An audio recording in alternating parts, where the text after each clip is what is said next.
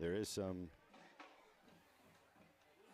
interesting action that'll be going on tonight. These teams played last year with the Hornets prevailing in Erie, but the Royals come in 0-4, but it could be interesting. Don't tread lightly on the Royals.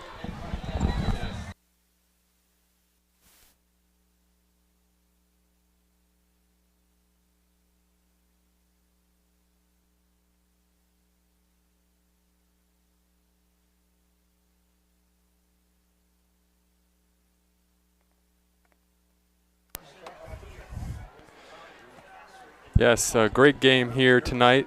Live from the Hive, actually, here at Hickory Hornets Stadium, as we have the Erie Royals at Hickory Hornets. Last year, we'll talk about, they've faced each other on the 21st of September, so a year and 3 days ago.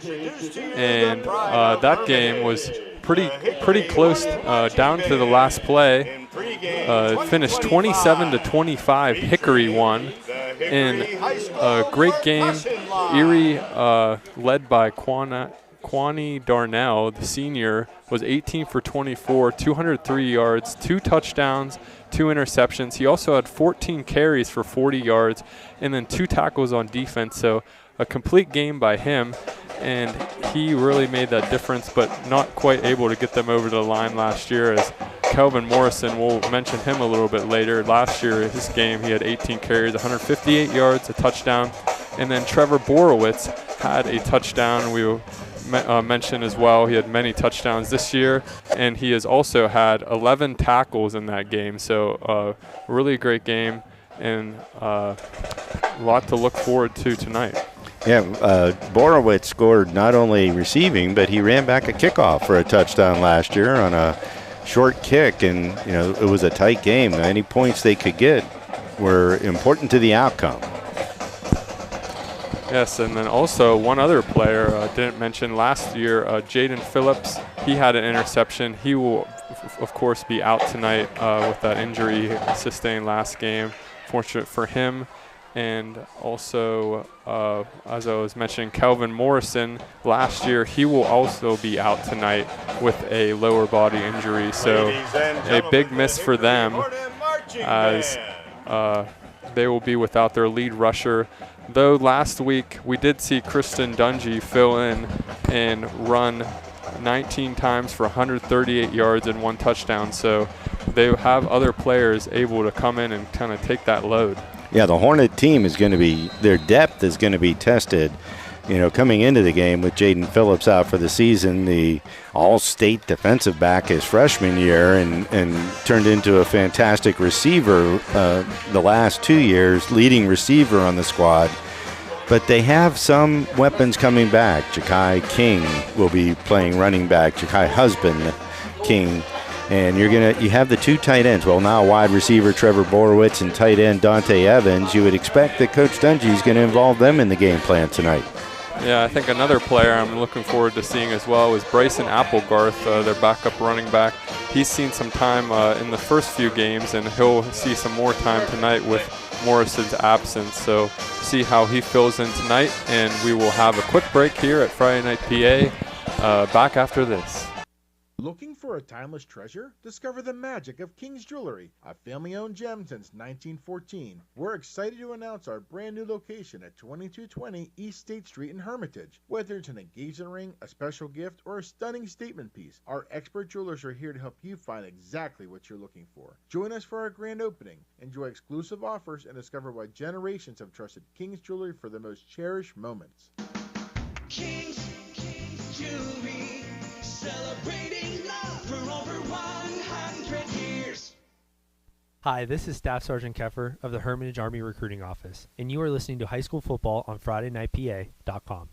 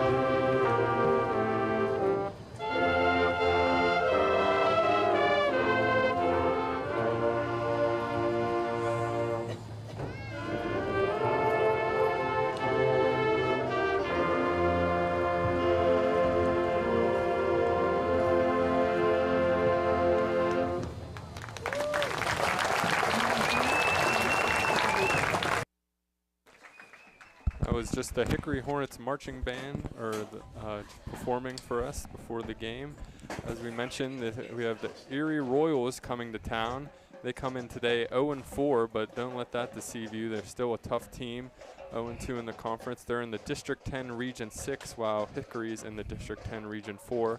Their first game was against Cathedral Prep, where they actually lost in overtime, 29-23. So 4 overtimes. yeah, that was kind of a surprise to me, because that Cathedral Prep was obviously a very tough team. So that's a great game for them, even though they did lose. And then the next game, they did lose only by 2 points against Garfield Heights, and then got shut out by Austintown Fitch, and then lost at home against McDowell. So trying to bounce back after a tough start to the schedule for the Erie Royals, and coming here against a very tough Hickory Hornets team. Yeah, the schedule they've played, though, has been very difficult. Erie Prep, of course, one of the best teams in the state perennially. Garfield Heights out of Cleveland. Austintown Fitch out of Youngstown. And then you add Erie McDowell, another powerhouse team, which is a substantially larger school, I believe, than Erie High School, which is a conglomeration of all the city schools. And they've been competitive in most of the games. I watched the film for the Austintown Fitch game, so they have been competitive. Yes, it will be a good game tonight, and as we mentioned with the missing players for Hickory, that would make it even more interesting. A little more on Hickory. They come in today at 4-0, 2-0 in the conference. As I mentioned, they're in the District 10 Region 4 conference. They started their season with a win at home against Farrell, 13-12, then won at University Prep, 41-24. Continue with a win at Conneaut area, 55-7, and then won a great game last week at Sharon, 21-19, where, as I mentioned, Kristen Dungy, player of the game, he had 19 carries, 138 yards, and a touchdown.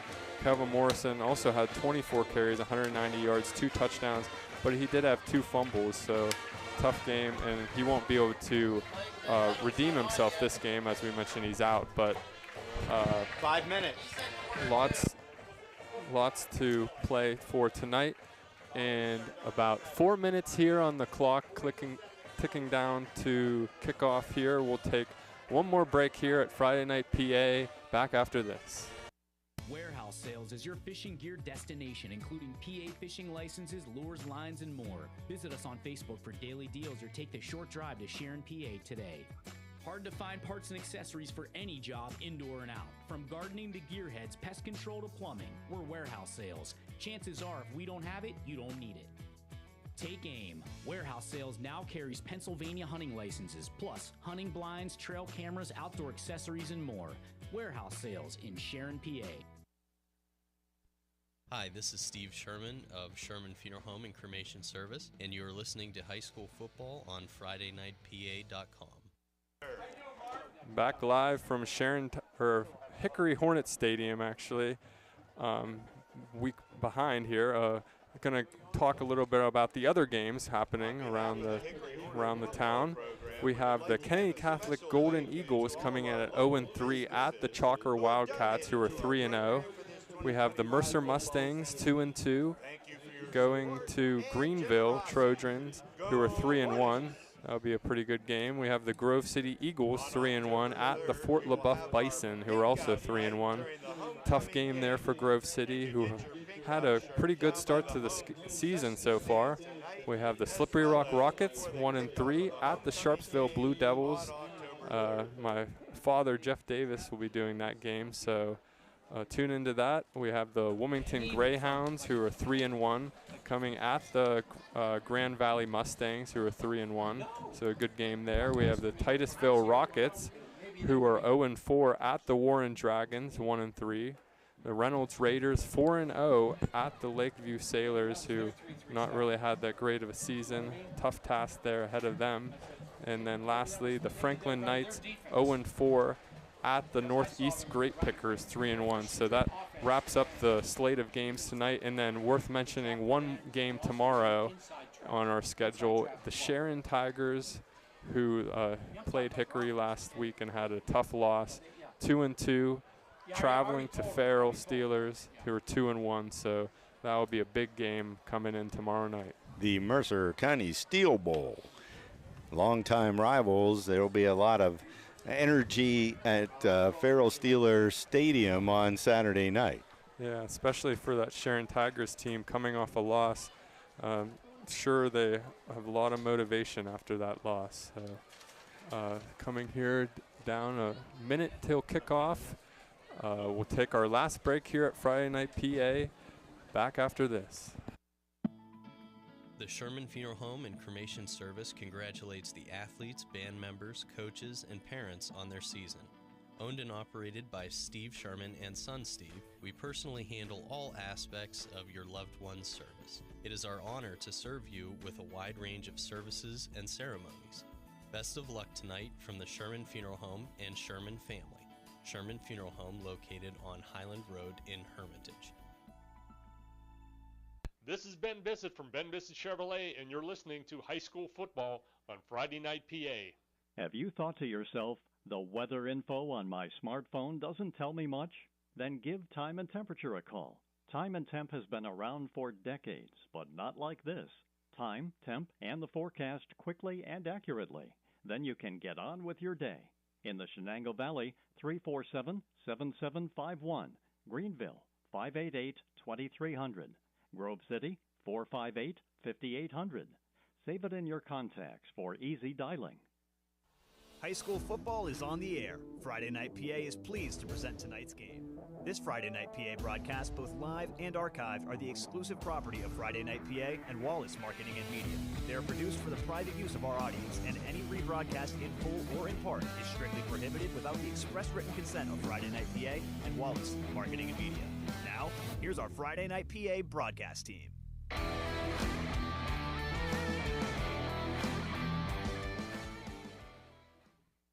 Have you thought to yourself, the weather info on my smartphone doesn't tell me much?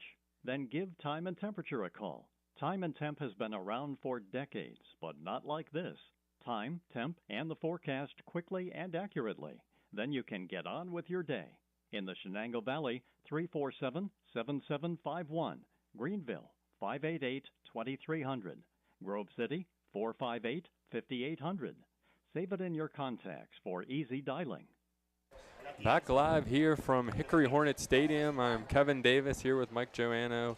Just seconds before kickoff here as we just had the coin toss. Couldn't quite tell. Could you see, Mike, what happened there? Yes, Hickory won the coin toss. They deferred to the second half. They'll be kicking off, defending the north end zone with the Erie Royals coming out of the south end zone. The Hornets are clad in black with white lettering, and Erie in their all-white uniforms with the purple and gold piping on the shoulders. Another injury I was unaware of going out for the coin toss was Michael Risve, senior lineman, who obviously is not dressed, wearing a knee brace on his left leg, so he will not be playing tonight as well. So the Hornets' depth is going to be sorely tested as we get ready to kick off the fifth week of high school football here in Western Pennsylvania. Yeah, lots of stuff to look forward to for both teams, and we have a great night here for football. Coming in at about 75 degrees here about kickoff as both teams look to take the field and look to start this week off strong. As you mentioned, Erie receiving first, so back deep we have number 3, Set to kick off for the Hornets. Shaid Smith, and looks like number 1, Natavian Tenen, And Mike Henry. or Mike Henry. Yeah, Henry's number 7. You'll see a lot of Henry today, as well as a lot of Paul Johnson, the starting quarterback, who is a dynamic player who can run and throw the ball. Husband's kick is going to be pooched to the left side of the field, taken by Natavian Tenon. He's going to be hit and pushes the pile forward as he gets across the 35 out near the 37-yard line. And Erie looked to start this game strong against the strong Hickory team, one that's headlined by number 75, Luke Lewis.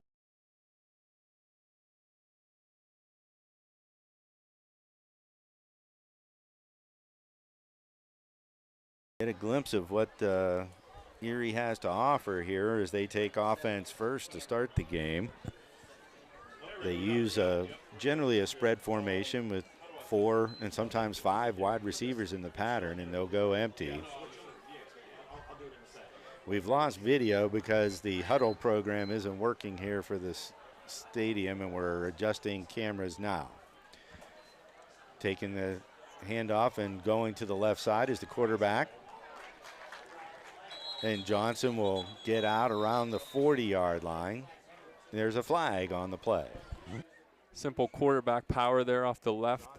Paul Johnson takes it, but looks like there might have been a hold there as the trying to get around the edge. Got a little bit too handsy there.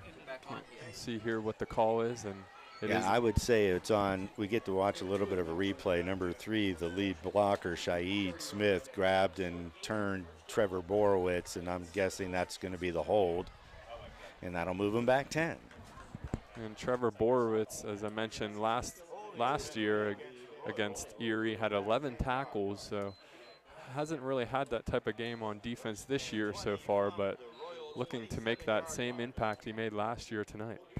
Well, I think you're going to have to see more Borowitz and Evans with the injuries that have struck this Hornet team here in Week 5. Quarterback Johnson working out of the shotgun. He's got 3 to his right. He rolls to his right.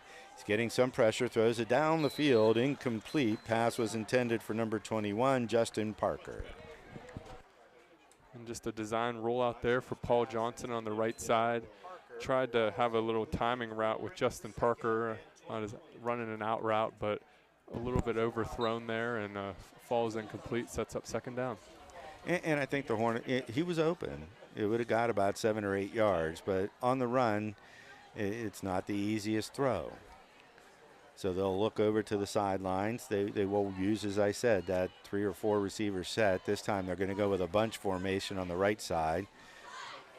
In at running back is Shaid Smith. He's along the left side of Johnson, the quarterback. He gets the ball. He's hit at the line of scrimmage, knifing in there, Dante Evans. Great play there by Dante Evans in the backfield. Able to get the ball carrier before he even really got going, and brings him down, sets up a 3rd and long here for Erie, and not a great start to the drive for them. Yeah, Evans blew up the left side of that line, or from the left side, blew up the right side of that line and made an excellent tackle. This time they'll put trips out to the left side, 1 receiver up by himself to the right. Johnson, the quarterback, in the shotgun. He's back to pass. He's looking to the right side. He dumps it over the middle, and the screen pass is going to get some yardage, but a nice play that time by the Hornets, Logan Bromley. Well, smart play there by Erie. Didn't really pan out, though. Just a simple screen there to Natavion Tenen. Tackled, though, by Bromley and brought down. And that sets up the 4th down. Kind of nothing really you could do there. The 3rd and long, you have to kind of throw it fast as the Hickory D-line was teed up there for the rush. Natavion Tenen into punt. And it's a punt here, and number 10, Marzier Gardlock, and he kind of fields it and gets tackled immediately. And as the change of the possession, we'll take a quick break here at Friday Night PA. Back after this. At Mercer County Community Federal Credit Union, we're making a difference in our community every day. From great rates on savings and checking, we're here for you. With a credit union loan that fits your needs, budget, and lifestyle, we'll be your partner working side by side, helping you succeed. Visit us in Hermitage or Sharon and see why so many trust Mercer County Community Federal Credit Union. Making a difference in our community. Dungy, first pass, throws it deep to Borowitz on the right sideline, in and out of his hands at the 25. Play was there, he was open, just couldn't haul it in. So that'll bring up 2nd and 10. And Kristen Dungy tries to start off hot here. The deep pass to Borowitz on the right side. He had a step on the defender, but in and out of his hands there, and a big miss there for the first play for the Hickory offense. So the Hornets will come in. Ja'Kai Husband is the running back for Calvin Morrison. They're going to go trips out to the left side of Dungy. He gives it to Husband, who's going over the left side, and he's going to get tripped up as he gets to around the 43. And a good play there by number 1, Natavian Tenen for Erie. Able to go low on Husband and bring him down there after a short gain there. Sets up a 3rd down. So Husband is out, and in comes Bryson Applegarth, the junior running back who's gotten a lot of play so far this year. The Hornets will put Dante Evans, the tight end, and 2 other receivers out to the left side of Christian Dungy. Borowitz out, or to the right side, Borowitz to the left. Dungy working out of the shotgun. He's back to pass. He avoids the pass rush. He gets it off to Applegarth. He slips 1 tackle, slips a 2nd tackle. The ball might have come out. And let's see what the signal is. And it looks like it is an Erie football there, and a turnover for the Hickory Hornets offense.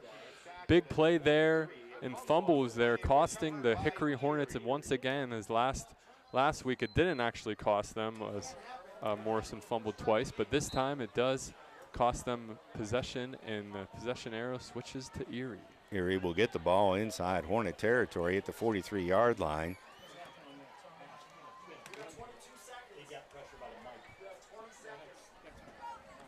The play clock's running. Erie's just coming out on the field with just 14 seconds to run the play. They aren't even to the line of scrimmage. We're under 10 seconds to go. They're going to have to burn a timeout, and they will. So we'll take a timeout with them and be back after these commercial messages. Hi, this is Dr. John Mahinas from the Community Counseling Center of Mercer County. We here at the Community Counseling Center are wishing the Hickory Hornets all the best in the coming year. May it be filled with success, teamwork, and memorable moments. Go Hornets! At Sharon Regional Health System, we're more than a healthcare provider. We're part of the fabric of the Shenango Valley. Every patient we serve is a neighbor, a friend, or a family member, and we take that responsibility to heart. From life-saving emergency services, including certified stroke care with teleneurology providers available 24/7, to everyday health needs, our team delivers expert, compassionate care right here in your backyard. Whether you're managing a chronic condition or simply staying on top of your health, Sharon Regional Health System is here, caring for the Valley, one neighbor at a time. Hi, this is Tammy Calderwood from Mercer County Community Federal Credit Union, and you are listening to High School Football on Friday Night PA. Back live here from Friday Night PA. We're at the Hickory Hornets Stadium, Erie Royals at the Hickory Hornets, still in the first quarter here, as we just had a turnover possession and Erie set to take over. So Mike Henry's in now. He's a running back. He will. Oh, they fumbled the snap. Shaid Smith was intended to get it for the Wildcat. He'll be tackled in the backfield by Jakai Husband, and that'll be a loss of 12. A big loss there, and potentially another turnover after just a turnover by Applegarth there. Just a not good snap there to Shaid Smith, and he has to kind of just fall on it and make do, and sets him back here in a 2nd and long. This time they'll go with a tight formation to the right. Running back takes it, or the quarterback takes it. He's going to run the Wildcat. He's going to get back most of that yardage he lost. Mike Henry holding on to him at the bottom of the pile again is Jakai Husband. And Mike Henry there with a great run to get the drive going. You can kind of tell the type of runner he is there. Bounce off a few tackles, keeps his legs going, and sets up a 3rd and 13 here for Erie. So working out of the Wildcat again. No, they fumbled it again. The ball's on the turf, and Shaid Smith's going to be whacked in the backfield that time. Bryson Applegarth, no, who was that? Matthew Myers and Logan Bromley. And the Hickory Hornets let off the leash there a little bit there after that previous turnover. 2 bad snaps kind of ruins that Erie drive and forces them to have to punt here. Also kind of fortunate, Shaid Smith just tried to pick it up there instead of just falling on the ball, but he did maintain possession here, and it sets up the punt for Erie. So back to punt is Natavian Tenen. He had a low line drive last time. They put pressure on him. He sends a knuckleball down. It gets a favorable roll for Erie. It's going to be inside the 20, and they're going to knock it down at the 18-yard line, where the Hornets will start 1st and 10 when we come back from these commercial messages. Looking for a timeless treasure? Discover the magic of King's Jewelry, a family-owned gem since 1914. We're excited to announce our brand new location at 2220 East State Street in Hermitage. Whether it's an engagement ring, a special gift, or a stunning statement piece, our expert jewelers are here to help you find exactly what you're looking for. Join us for our grand opening. Enjoy exclusive offers and discover why generations have trusted King's Jewelry for the most cherished moments. King's Jewelry, celebrating love for over 100 years. Hi, this is Mike Joanno from the Joanno Legal Group, and you are listening to High School Football on Friday Night PA. All right, so we're back here at Hornet Field. The Royals set up on defense, but they sent Mike Henry off the field. I don't know if it's an equipment violation or what. So the Hornets will start this time deep in their own territory. We got two receivers out to the left of Dungy, one to the right. Running back is Logan Bromley. He gets the ball. He's going to take it right up the gut. He runs into a defender, burrows his way across the 20, out to the 21. And Logan Bromley gets his appearance now in the game after that fumble by Bryson Applegarth that last drive. Little switch here as they're trying to shake those fumble problems they've been having. Well, they're going to be using a variety of running backs with the injury to Calvin Morrison. And we've seen three so far already here early without one half of the first quarter being played. Dungy hasn't run it himself yet. He's working out of the shotgun, two receivers to his left, one to his right. Up back is Dante Evans. They give it to Bromley again. He gets hit at the line of scrimmage and driven backwards. Ball came out, but he was already down. And nothing really going there for the Hickory Hornets offense. Stymied there by the defense. Bromley stopped at the line and sets up a 3rd and 7 here. And it's been an interesting start to the game here for both sides, kind of slow on offense. Well, the lead up to the game created a lot of intrigue with all the injuries that the Hornets have sustained and with Erie getting players back. So I think it's going to take them a while to find their footing here. They did have a chance at the long pass. Didn't make it. Dungy now back to pass. He's rolling to his left. He's got pressure. He's going to be hit, and he's going to be driven back. And that'll be a sack. Like it was number 13, Amir Hansbrew there. Great play by him and able to keep his pursuit on Dungy. Dungy's quite the elusive quarterback and not easy to bring down, so great play by him, able to bring him down and set up this 4th down here. Having to punt from their inside their end zone here, so obviously have to watch the rush. So he's going to be punting from his end zone. He's right in the O of Hickory.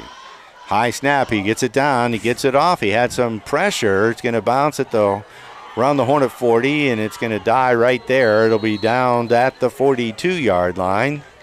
And that's where the Royals will start their 3rd possession of the ball game with 5:11 to go in the first quarter of play. We'll be back after this commercial message.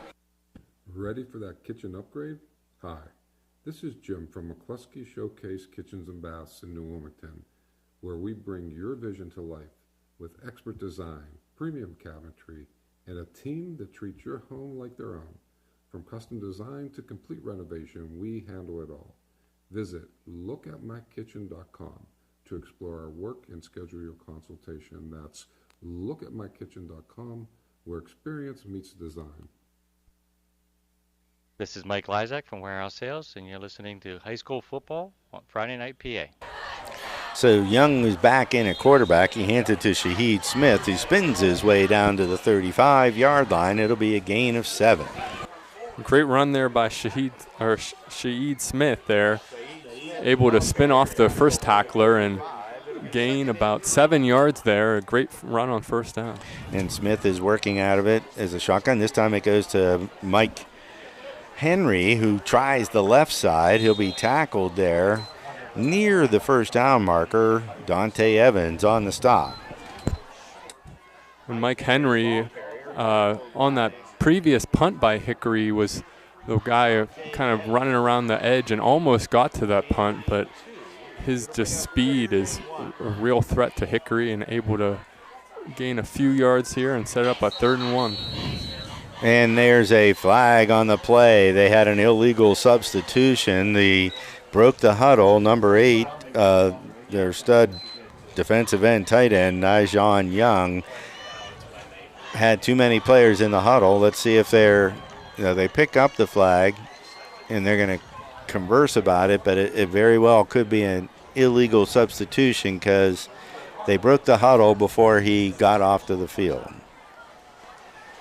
And Erie trying to capitalize off this good start to the game with defense and really just try to get Paul Johnson going. He's yet to complete or throw a pass, but as we mentioned, he's really dynamic and has a lot of weapons around him. So here about 4:38 in the first quarter. Still lots to play for here at Friday Night PA.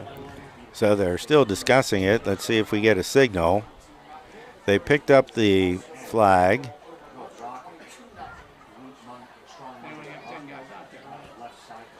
So they only have 10. So they're going to have to play this play with 10, 3rd and 1. Henry is working at quarterback. Saeed Smith is the running back. I've watched this on film. They do a direct snap. Saeed Smith gets it. He tries the right side. He bounces off a defender. He reverses field and will get down to the 25-yard line and pick up the first down. Just hard running there by Saeed Smith from 3rd and 1. He knew where that line to gain was, and he just runs with his shoulder down and initiates the contact, bounces off, and gets the first down. Keeps the drive rolling. To the line quickly. Henry has it this time. He's trying the left side, and Dante Evans says no. He wraps him up and brings him down right by the line of scrimmage. Yeah, not only Dante Evans, but also Borowitz there combined for the tackle. And you kind of have to do that when you have a runner like Mike Henry and to bring him down. And great play there by the defense. Stymied them on that first down run. So they're going to bring in their receiving package, it looks like now. And it looks like, is Johnson back in at quarterback? Yes. Paul Johnson is back in there. Right now they've got, well, now they're bringing out another player. Don't know what they're doing. 2 receivers out to the right, 1 to the left. Tight end up short, tight to the right. 1 running back behind Johnson gets the ball. He's going to dance over the right side, fall forward, get 2, maybe 3 yards. That's Natavian Tennant. Yeah, decided to motion in there, number 8, Nijon Young, and kind of just decided to run right behind him there. Natavian Tennant didn't gain much, but gains a little bit closer and sets up a 3rd and 7. Yeah, I don't know if their field kicker can do this. He looked pretty good on film in the extra points, but we'll see what they decide to do, if it's 2-down territory or not. This time Johnson hands it off to Tennant, who spins his way down inside the 15. I think he's got the first down.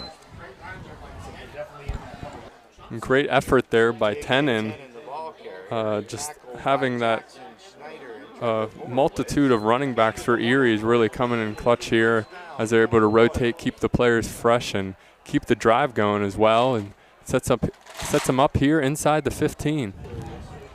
Working out of the shotgun. 2 receivers to the left. High snap. Gets it to the running back. He's got room. He's carving up the defense down on the left side, inside the 5, and down to around the 3.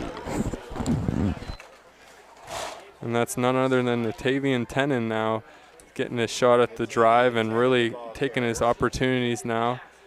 The last 2 times running the ball and really been a force here. Sets him up at the goal line.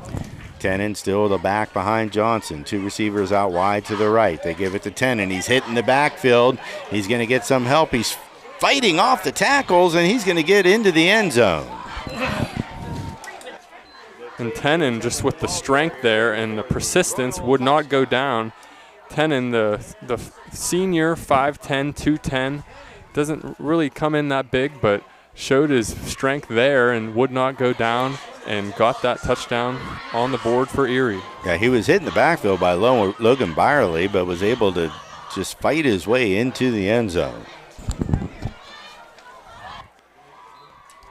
And here for the extra point, we have number 11, Jack Mousson, and kind of a trick formation here set up for Erie. We'll see if they decide to kick the extra point.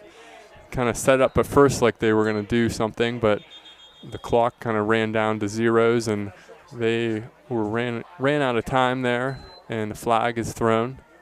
So will probably be a delay of game.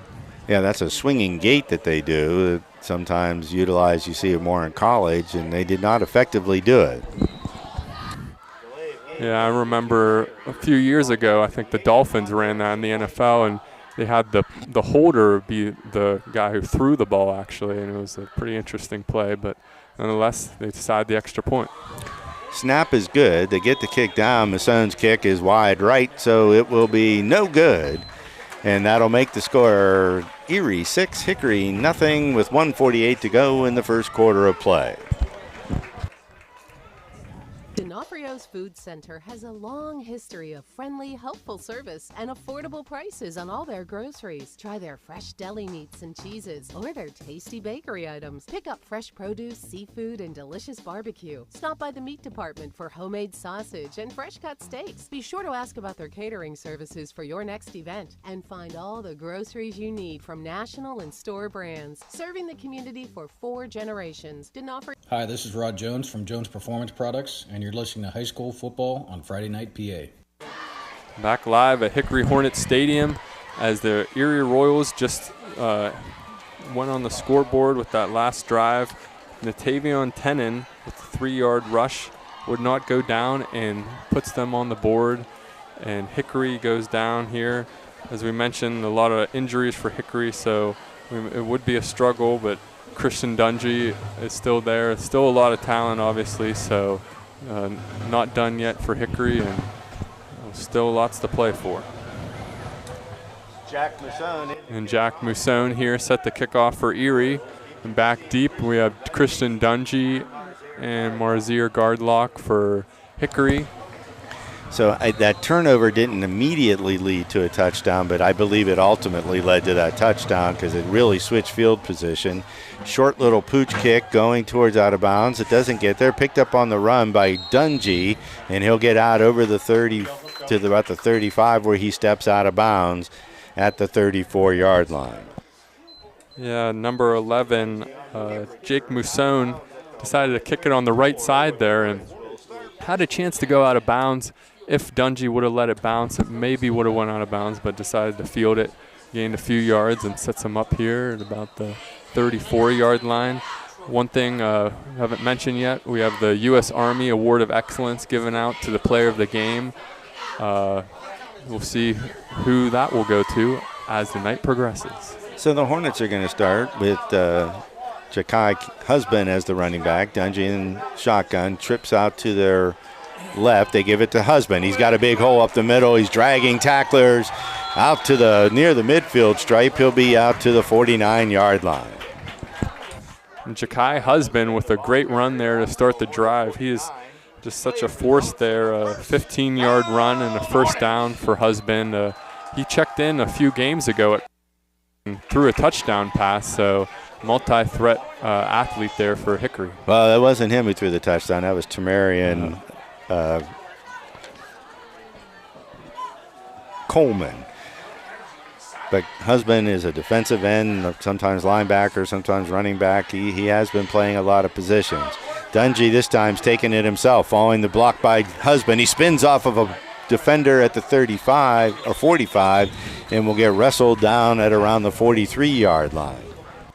And Dungy finally gets a little involved on offense, decides to call his own number, take it up the right side and gain a few yards. Natavion Tenen met him at one point, but he gave him the patented spin move. I'm sure Tenen's familiar with that as he uses it himself on offense, and Dungy able to gain about 7 yards on that play. So they're going to go with 2 receivers to the left, 1 to the right. They move Evans in motion, and now they'll adjust the play on the sideline. Jakai Husband staying in at running back for this series.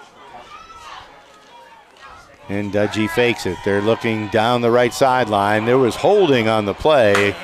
The intended receiver was Mirlon Peterson, but it'll fall incomplete.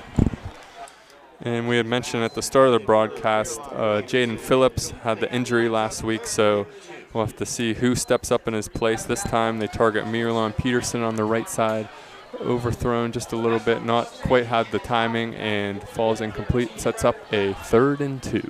Yeah, he got hit about 5 or 10 yards down. I think that threw off the timing of the play. Let's see what they come back with here. I think you're in 4 down territory. They're going to move guard lock in motion. Borowitz is out to the left, Peterson to the right. Evans, the tight end, is playing in an up back position, and Ja'Kai Husband is the running back. They give it to Husband. He's got room over the left side. He breaks it into the secondary. He's going to run over a defender down at around the 31-yard line. Great play design there from Hickory. You had Dante Evans and one other O-lineman. Couldn't quite see pulling on that play on the left side, and just had Husband just follow those blockers and able to get that first down and keep the drive rolling. And looks to be a timeout, or actually end of the quarter here at Hickory Hornets Stadium. We have the Erie Royals 6, Hickory Hornets 0. Back after this. Warehouse Sales is your fishing gear destination, including PA fishing licenses, lures, lines, and more. Visit us on Facebook for daily deals or take the short drive to Sharon, PA today. Hard to find parts and accessories for any job, indoor and out. From gardening to gearheads, pest control to plumbing, we're Warehouse Sales. Chances are, if we don't have it, you don't need it. Take aim. Warehouse Sales now carries Pennsylvania hunting licenses, plus hunting blinds, trail cameras, outdoor accessories, and more. Warehouse Sales in Sharon, PA. Nobody plans to get hurt at work, and when I did, I had no idea what to do. So I called the Joanno Legal Group. The insurance companies have attorneys on call. You deserve to have one too. You deserve to know your rights, and you deserve to have answers to all your questions. Call the Joanno Legal Group toll-free at 888-347-1411. There's no fee unless we settle your case or have to fight to protect your benefits. Please visit us at joannolegalgroup.com or call us toll-free at 888-347-1411. Joanno Legal Group, when you deserve more. No fee unless we win or settle your case. The Sherman Funeral Home and Cremation Service congratulates the athletes, band members, coaches, and parents on their season. Owned and operated by Steve Sherman and son Steve, we personally handle all aspects of your loved one's service. It is our honor to serve you with a wide range of services and ceremonies.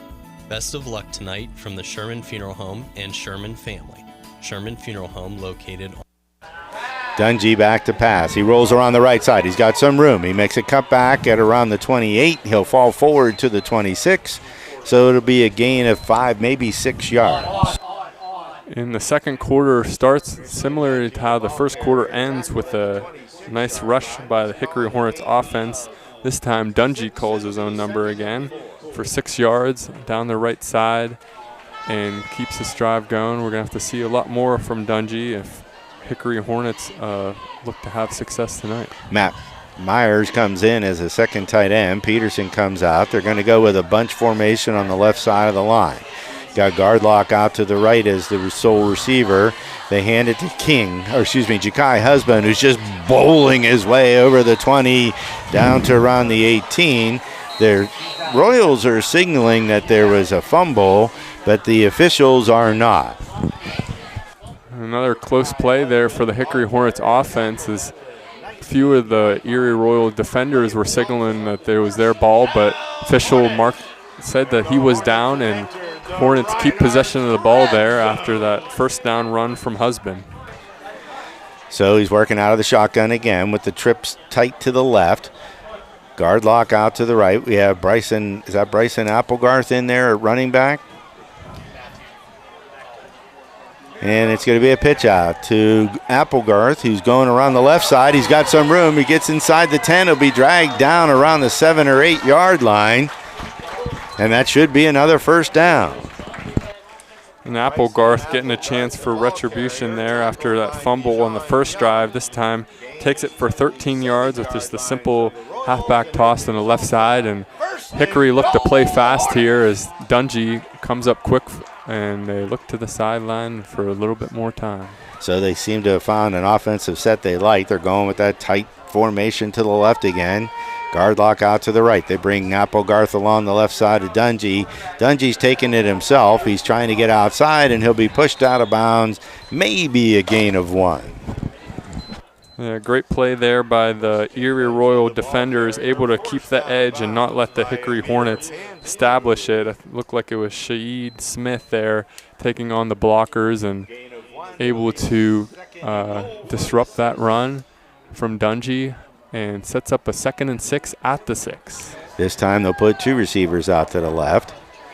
Tight end tight to the right. They bring Applegarth on the left side of Dungy. They give it to Applegarth. No, Dungy keeps it. He's looking for room. He's hitting the backfield, and he's going to be dropped there. And Dungy took a big hit there. Swarm of Erie Royal defenders there. First, it looked like Cordell Miles had him and brings him down here, brings up a 3rd and 7. Most likely 4-down territory for the Hickory Hornets offense. Well, you know, with them missing the extra point, they might kick the field goal to cut the lead in half, and the field goal kicker's been doing pretty well on extra points, and this is in that same ballpark. 2 receivers out to the right. Applegarth on the right side. Ben Dungy's back to pass. He's got a receiver open, but it was a good defensive play at the last minute to poke it out by DeVary Mims. And not only that, it looked like number 7, Mike Henry there, the safety, was ready to lay the boom on Borowitz, and if he would have caught it, he would have really paid the price. And with him not catching it, kind of fell to the ground, and Henry made contact with his own defender. And Hickory set up here to try to attempt the field goal, as Mike had mentioned, the missed extra point for the Erie Royals.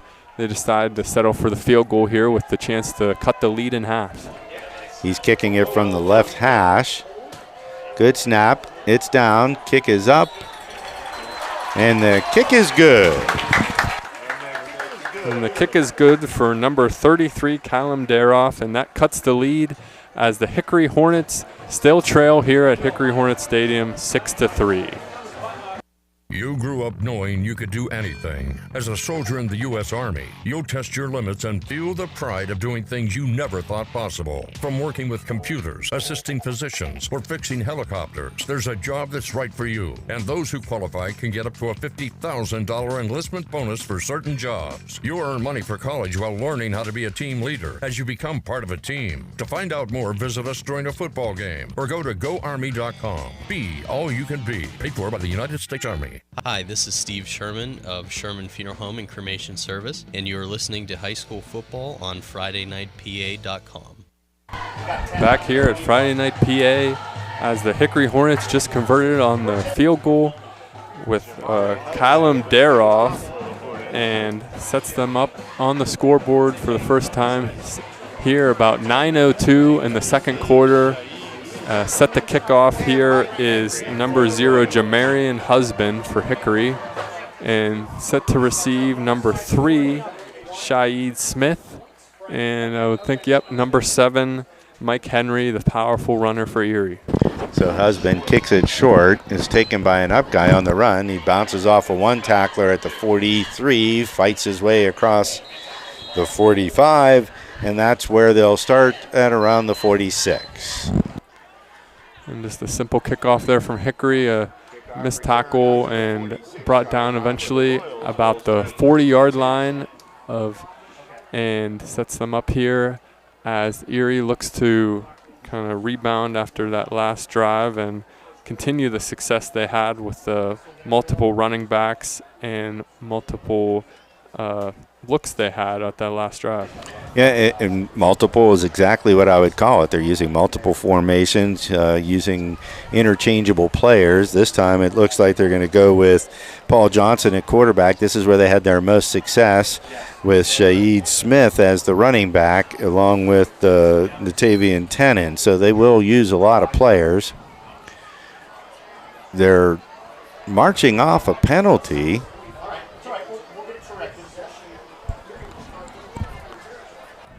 Yeah, penalty wasn't really announced, but they moved the ball on the other side of the 50 now. Sets Erie up on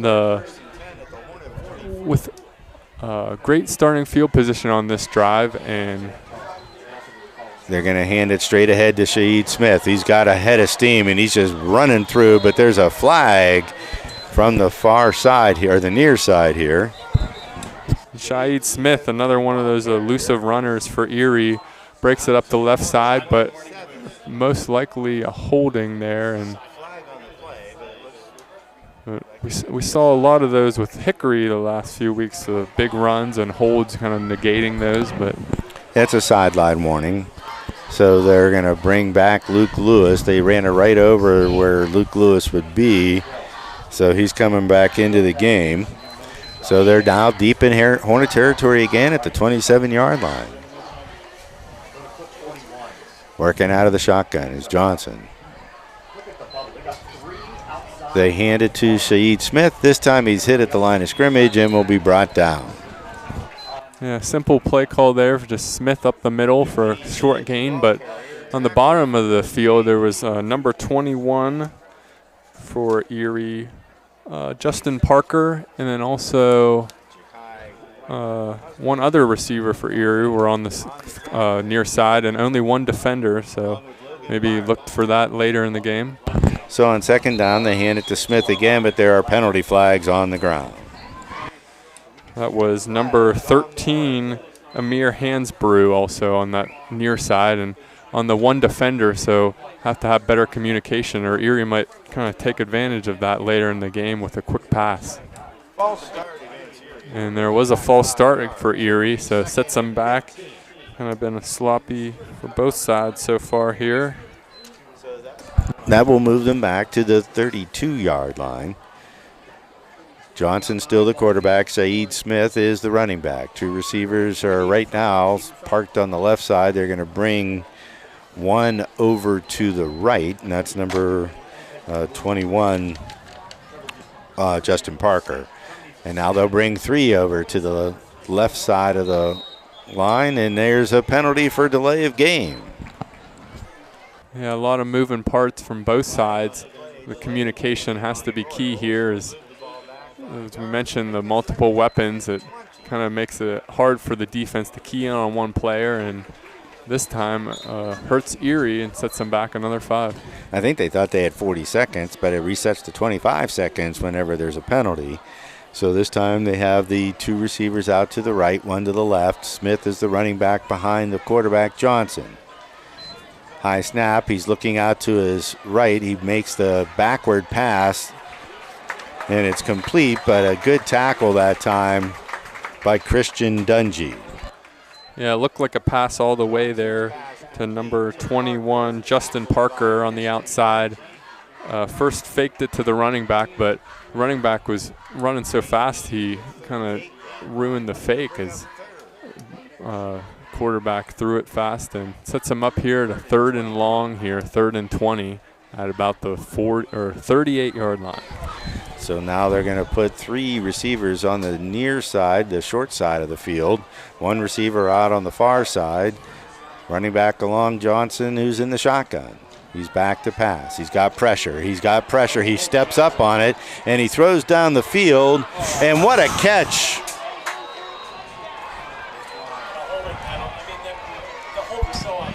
And that was number 7, Mark Henry for Erie on the right side. Just a corner route, and it looked like number 2, Paul Johnson, it was the quarterback, rolled out right, made a great throw and catch. And Erie once again strikes on the scoreboard. So he had pressure. They're working that swinging gate again. Maybe they'll try something out of that. Jack Masson is the kicker. And that's just a tough break for the Hickory Hornets defense, as it was 3rd and 20, and giving up that play is never something you like. And it's blocked. The extra point is blocked, but can't return it. And that will be that, as the Erie Royals strike again up on the scoreboard, 12-3 here at Friday Night PA.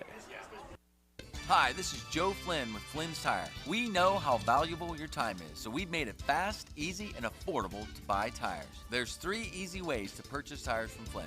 First, just drive in, because Flynn's will get you in right now. No appointment necessary. The second option, give us a call and we'll help you select and reserve the perfect tire for you. The third option, save time and buy online at flynnstire.com. It's that easy. Just drive in and Flynn's will get you in right now. And tell them Vinny sent you. Hi, this is Joe Flynn with Flynn's Tire and Auto Service. You're listening to High School Football on Friday Night PA. Back here at Hickory Hornets Stadium as they just struck again on the scoreboard with that strike. I want to talk about that a little bit more. The Johnson to Henry. On that play, he started to roll out to the right. Trevor Borowitz with a great heads-up play on defense. Within the 5 yards, you're able to have the contact with the receivers. He just pushes the receiver down. So Johnson was one receiver less that play to start with and still able to make a play on the right side to Henry. Great play and keeps the Erie Royals well, there were 2 defenders there, and he got the ball over the defenders, and Henry made a great grab. So Masson set to kick off. This time he sends it towards the left side. Gardlock has it at the 18. He dances his way over the 30. He's looking for a seam. He's going to get out over the 35 and be brought down there around the 37-yard line. And you had mentioned the 2 defenders back there. One of the defenders back there was Marzier Gardlock, who just returned that kick return. And we mentioned Jaden Phillips out this game with that injury last game, and that is a big loss, not only on offense but also defense, as he was an exceptional safety, and you kind of see it there on that last drive as he would most definitely made a difference on that play. So Applegarth is in as the running back. Gardlock out to the right, Borowitz to the left. We got 2 tight ends tight on the right side of the line. Dungy working out of the shotgun. He hands it off to Applegarth, who had a little bobble. He gets through the line of scrimmage. He'll get over the 40, and he'll be wrestled down around the 41-yard line. And if you're the Hickory Hornets coach, you just got to calm the nerves of the players here. It's still only a 9-point game here. You have the ball, chance to strike. Just stick to what you know, and that's running the football. They're going to work with Applegarth behind Dungy in an I formation. You got Borowitz out to the left and Gardlock out to the right. Again, 2 tight ends, one on either side of the line. They bring Applegarth up along the left side. He's got it again. He's had a little trouble getting that ball on the exchange, and he bobbled it that time, and they tackle him in the backfield. Great play there by big number 65 for Erie. LaCour stand back there with in the backfield, able to bring him down, and brings up a 3rd and 5 here. Big down for Hickory. So Ja'Kai Husband back in at running back. 6:07 to go in the first half of play. Hickory trails 12-3. Going with trips out to the left side of Dungy. The back on the left side is Ja'Kai Husband. Dungy's back to pass. It's a draw. He's got a little seam. He's going to have the first down. He's going to be wrestled down as he gets to the marker. He might passed it by a yard. That'll move the chains. And Dungy doing what he does best, using his legs on the left side, scrambling, getting just enough for the first down and keeping the drive going for Hickory. As I mentioned last week, Dungy won the player of the game, and I talked with him about what motivates and keeps them going the rest of the season. And he said it's not only me, but it's the rest of this team going the rest of the season, and we'll see how they're able to respond here in this game. Ja'Kai Husband is the running back. We got 2 receivers wide, 1 on each side. They move Evans, the tight end, in motion from the left to the right. Coming back against the grain is Husband. He's going to get bowl over 1 tackler and get into Royal territory down to around the 47. So let's give him a gain of 4. And Husband is just that downhill running back that Hickory loves to use and really missing with Morrison, but Husband filling in and able to rumble his way to about the 47. And that's what you're missing, is that breakaway, score a touchdown any time with Phillips and Morrison out. This time Dungy keeps it. He's got a hole. He's going to get out to the left side. He'll be dragged down as he gets near the 41-yard line. And it's going to be near the first down marker. Great play there. It looked to be number 8, Najon Young, the tight end and also DN for Erie. Did pick up the first down, but good tackle. Haven't really mentioned him on offense much, but makes his presence felt with that tackle. And oh, he's a great defensive end. I watched film of him, and I talked to Coach Dungy before the game. They said that's one of the guys we're keeping an eye on. So, again, we got one receiver on each side of the line. Husband is the running back. He's going to – no, Dungy keeps it. He's not going to have as much room. He's being held up, and they're just going to stand him up at the 40-yard line. Looked to be number 10, Cordell Miles there on the tackle, able to wrap up Dungy. And you can kind of see with Hickory missing all these threats on offense, they're Erie able to cue in on a couple players a little bit more and kind of spy Dungy more than they'd probably be able to otherwise, and Hickory trying to respond. Clock continues to run. We're under 4 minutes. 3:42 to go in the first half of play. 2 receivers out to the right. Husband comes along the right side of Dungy. He fakes it to Husband. He's looking down the right sideline. There's a receiver there, and he pulls it in at the 10, fighting his way towards the goal line, and they're going to knock him out of bounds. I think that's Gardlock. Marzair Gardlock. And Dungy with a beautiful pass there, about 40 yards in the air on the dot, the outside hash to Gardlock, and his first completed pass is a beauty to Gardlock. Gardlock quite not able to power through with 2 defenders holding him at the goal line, bringing him down, but sets him up at a 1st and goal here, and maybe that's what that offense needed to. It was a nice pass, got it over the defender. Gardlock brings it in. They're going to try to get him out of there. There's 2 running backs in the game, and the Hornets.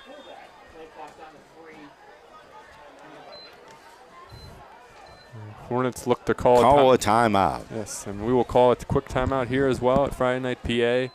Back after this. You grew up knowing you could do anything. As a soldier in the U.S. Army, you'll test your limits and feel the pride of doing things you never thought possible. From working with computers, assisting physicians, or fixing helicopters, there's a job that's right for you. And those who qualify can get up to a $50,000 enlistment bonus for certain jobs. You'll earn money for college while learning how to be a team leader as you become part of a team. To find out more, visit us during a football game or go to GoArmy.com. Be all you can. Hi, this is Tammy Calderwood from Mercer County Community Federal Credit Union, and you are listening to High School Football on Friday Night PA. Hi, this is Dr. John Mahinas from the Community Counseling Center of Mercer County. We here at the Community Counseling Center are wishing the Hickory Hornets all the best in the coming year. May it be filled with success, teamwork, and memorable moments. Go Hornets! Back here at Hickory Hornets Stadium, as Dungy just completed that long pass to Gardlock, setting up here at the goal line, and you just mentioned missing the big play ability with Phillips and Morrison, but Dungy showing that he is more than capable of doing that big play offense himself with that last play. So this time inside the 10-yard line, they bring in Ja'Kai Husband as the running back. They also have Dante Evans lining up in the backfield. Both of them in kind of a power I formation behind Kristen Dungy in what I will call a power pistol. One receiver out to the right is Borowitz. They give it to Husband. He's going to slam his way across the right side. No signal yet. And they're going to mark him down.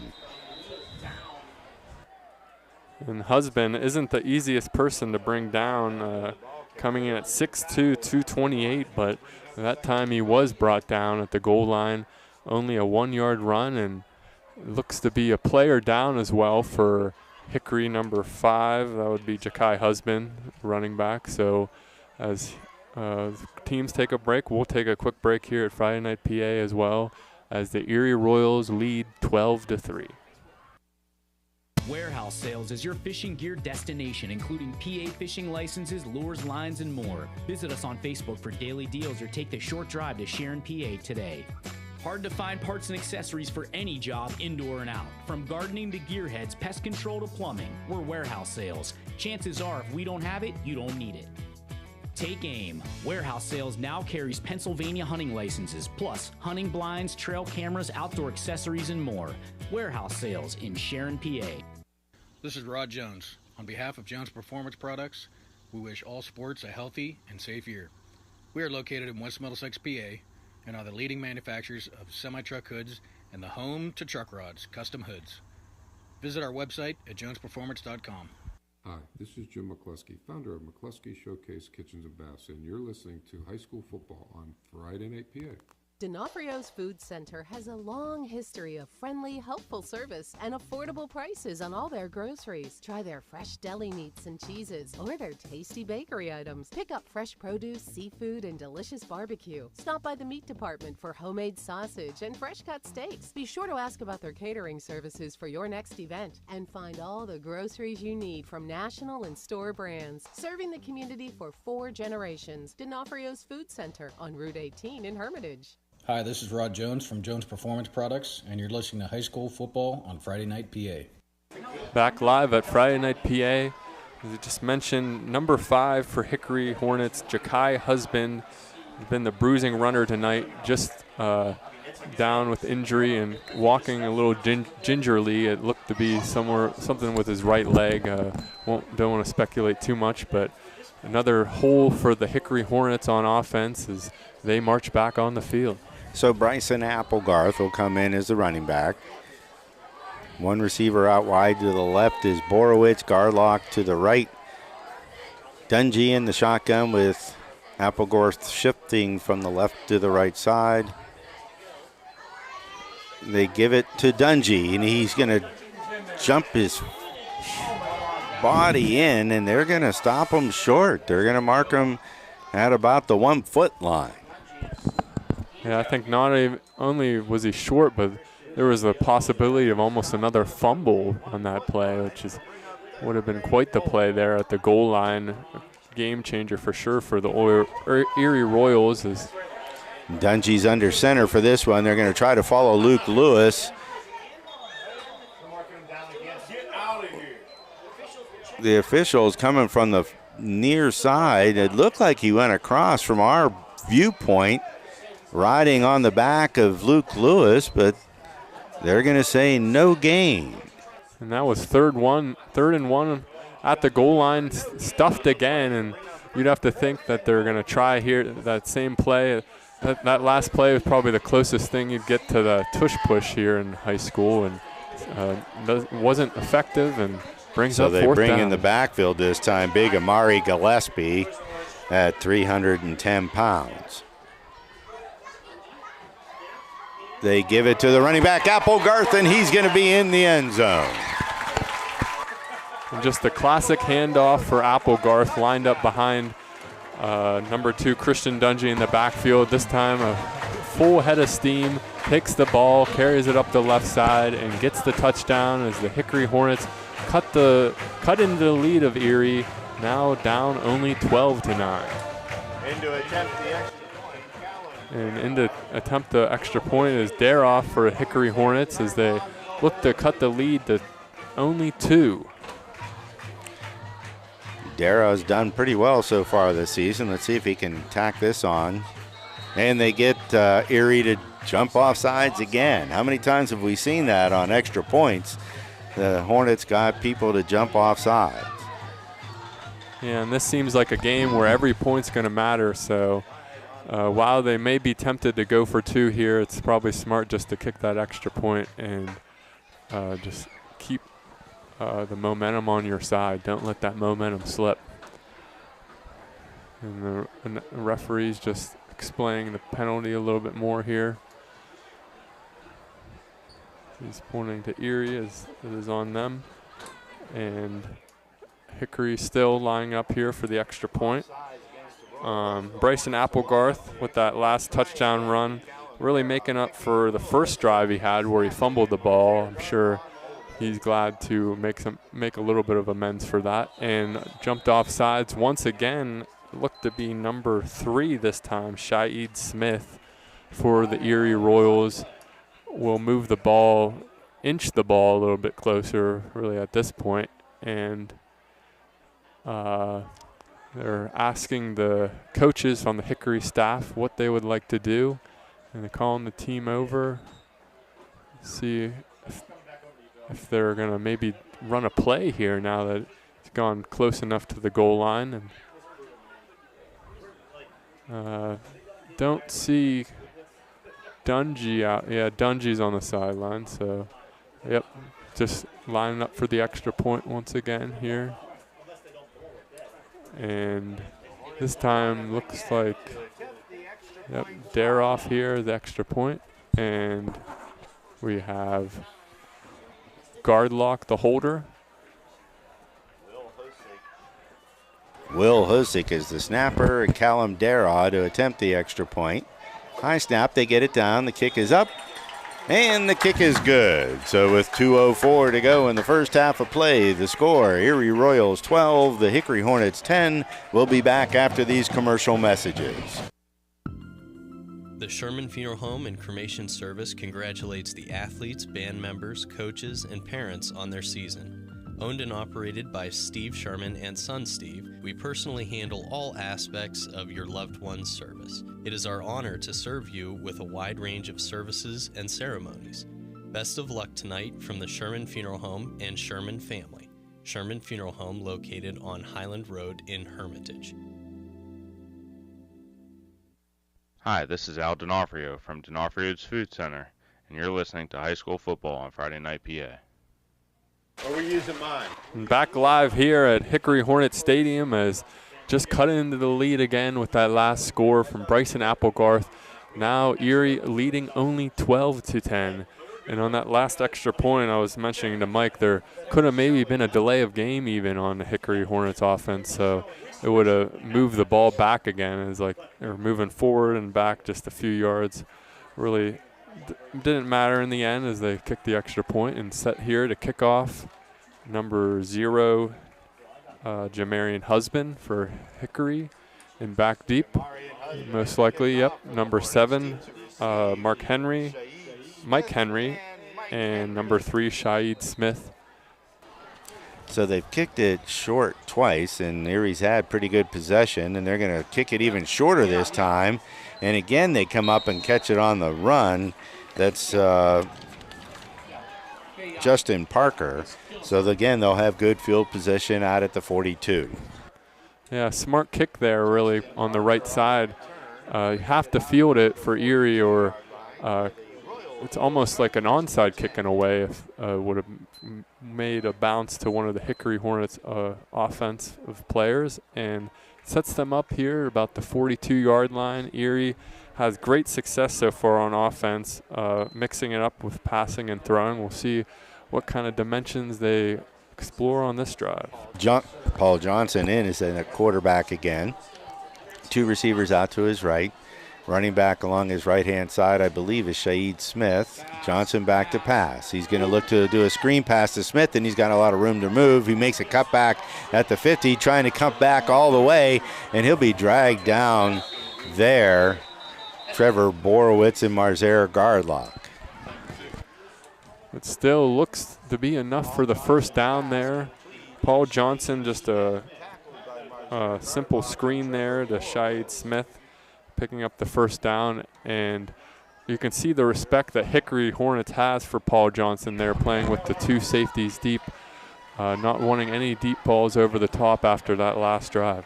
So they're having an officials conference. I can't tell if there's a flag. It looks like there might be one at the 50. And there is a flag. It looks to be a block in the back against the Erie, or a holding, and they'll push them back after that previous play, and just a silly penalty for the Erie, and we'll set them up at about the 42 once again. So Paul Johnson, as we mentioned, hasn't had the chance to show his effectiveness on the ground, but in the air has certainly done that tonight so far. So they're going to put 2 receivers out to the right. Running back looks like it's Mike Henry this time. Nope. Johnson keeps it himself. A spin move, and he got room. He's going to get out over the 45. He'll be tripped up by Bryson Applegarth and fall forward to the 49.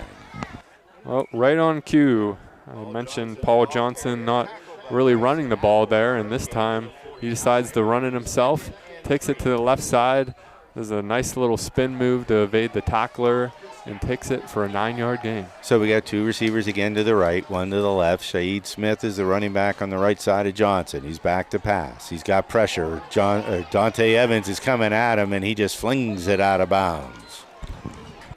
Yeah, smart play there by Johnson. Looked to be a design rollout there. Nothing really open, though, and just decides to eat it. Didn't really want to take the loss as Hickory defenders bearing down on him. Sets up a 3rd and 3 here. So Erie looking to keep the drive going. The ball is going to be marked. And they're marking the ball back here 4 yards. And I'm sure if you heard they saying he stepped out there on the sideline. So a little confusion. You can see Johnson upset with the officials talking. They look to be in agreement. Well, he had a lot of pressure that time by Dante Evans, and I'd be running away too if I was him.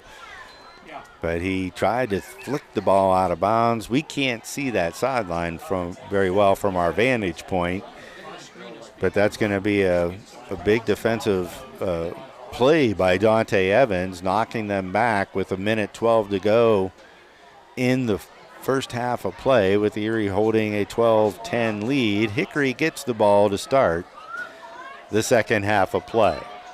They would like nothing more than to hold them without scoring here in the final 1:12 in the half. Both teams have 2 timeouts remaining.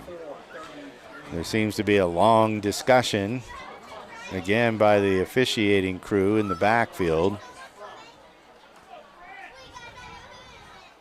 Intentional grounding is the call. Interesting call there. Intentional grounding. Was possibly a receiver on the left side. Not sure. Maybe he wasn't eligible. I'm not sure what the case was there. But with that intentional grounding, that is a loss of downs. So I think that would end up making it 4th down. I'm not sure. But there is a timeout here. So we'll take a quick timeout here at the booth as well here at Friday Night PA, as Hickory Hornets still trail 12-10 against the Erie Royals. This is Ben Bissett from Ben Bissett Chevrolet. For over 67 years, we've been serving the Mercer County area with quality sales, service, and leasing. Inventory, competitive pricing, and outstanding service, and always a great selection of pre-owned cars and trucks. And service is open late on Thursday nights and on Saturday mornings for your convenience. Find us at BissettChevy.com or stop by on Route 19 just south of Mercer, PA. That's Ben Bissett Chevrolet. Hi, this is Steve Sherman of Sherman Funeral Home and Cremation Service, and you're listening to High School Football on FridayNightPA.com. This is Rod Jones. On behalf of Jones Performance Products, we wish all sports a healthy and safe year. We are located in West Middlesex, PA, and are the leading manufacturers of semi-truck hoods and the home to truck rods, custom hoods. Visit our website at jonesperformance.com. Hi, this is Al D'Onofrio from D'Onofrio's Food Center, and you're listening to High School Football on Friday Night PA. Back live from Hickory Hornets Stadium, Friday Night PA, as the officials still speaking with one another, discussing what is to come here on the field. Well, now Bob Germano is talking to Coach Dungy, and he's pushing the other coaches away. They're still look to be set up at the 42-yard line. The loss of down, since it was 2nd down on the play because of the prior penalty, makes it 3rd down. But we're in a lengthy explanation delay. And you can still see the respect from Hickory on defense, playing the deep safeties, as that strike from Johnson earlier in the game, the 30-yard strike, that did come on 3rd and 20. So still got to be careful on the 3rd and longs for Hickory. Looks like Coach Dungy has his explanation. Whether he's satisfied with it or not, we don't know. But we're waiting for the head referee to signal starting the clock. We have a referee's conference over the ball still at the 42.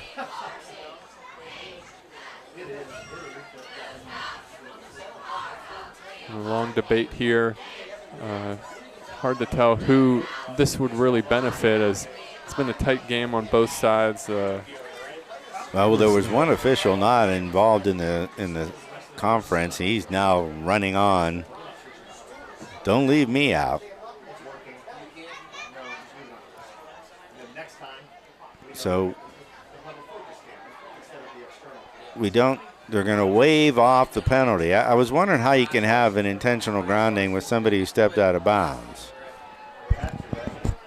They're going to waive the penalty off. The ball will be placed. With the penalty waived off, sets them up to the 49 here. Now it is 3rd and 3 still, so I think they're saying that he didn't step out and the ball was incomplete, and the play continues here, 3rd and 3. Yeah, that's a good summary there, Kevin. I wasn't quite sure how we would interpret it. 2 receivers to the right, 1 to the left, the running back along the left side of the quarterback, Johnson, working out of a shotgun.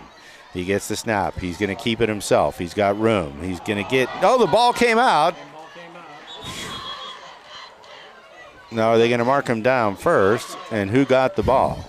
Looked like it was number 1, Natavian 10 in there, kind of flew in for the offense and able to fall on the ball regardless, as Paul Johnson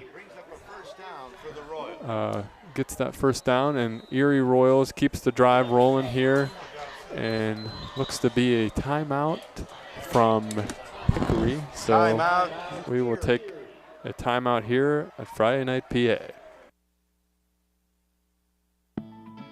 The Sherman Funeral Home and Cremation Service congratulates the athletes, band members, coaches, and parents on their season. Owned and operated by Steve Sherman and son Steve, we personally handle all aspects of your loved one's service. It is our honor to serve you with a wide range of services and ceremonies. Best of luck tonight from the Sherman Funeral Home and Sherman family. Sherman Funeral Home located on Highland Road in Hermitage. Hi, this is Joe Flynn with Flynn's Tire and Auto Service. You're listening to High School Football on Friday Night PA. Back at Friday Night PA here, Kevin Davis with Mike Joanno. Just a minute left here, under a minute in the second quarter. Hickory Hornets trail 12-10 against the Erie Royals. Erie Royals just picked up a first down here, still driving past the 50-yard line. Minute left on the clock, though, so have to be a little bit careful with the ball. Can't be too lackadaisical here. Well, that last timeout was charged to Erie, so they have 1 left with 54 seconds on the clock, but Johnson's already shown he can throw it from the 50 to the end zone, so everything is in play right now. The Hornets need to be on their toes. They're not going to kick a field goal, so the only thing that they have possible, I think, is a touchdown. But the full playbook is in play for Erie right now, and it looks like they're going to come out with that tight bunch formation that they used to score their first touchdown here, heading in the opposite direction, going into the north end zone. 8 seconds to go on the play clock. They're short a player. He comes running on. 4 seconds. Are they going to get it off? No, they reset it to 25. So tight formation on the right. Now, why did they reset it? Now they're going to call a false start. Boy, this is a sloppy end to the first half of play. Yeah, sloppy end for both sides. As false start sets them back 5 yards, and it's been their third false start of the half so far for Erie. So just a silly penalty, and one that you can correct with practice. So I'm sure Coach will be coaching them up this week. So they're going to start now on their own side of the 50-yard line. They still have that tight bunch formation on the right-hand side of the line. Quarterback in the shotgun. He's got one back alongside of him. They're going to do a reverse. And they give it to Shaheed Smith, and he's got room. He makes a move at the 45, and he's going to be dragged down by Christian Dungy as he gets to the 30. And a big tackle there from Dungy really saved the touchdown. Dungy hasn't really had the chance to do much on defense, but makes his mark there with that tackle. And Smith, though, again, effective with the ball in his hands, running. So they're going with the tight formation again, down to 30 seconds to go. They're going to go a direct snap. Mike Henry going on the left side. He's got room. He's fighting his way across the 25 and down near the 22-yard line. And Erie will use their last timeout. So about an 8-yard gain there for Henry, and there is about 19 seconds on the clock here. See if they add any time back on. Still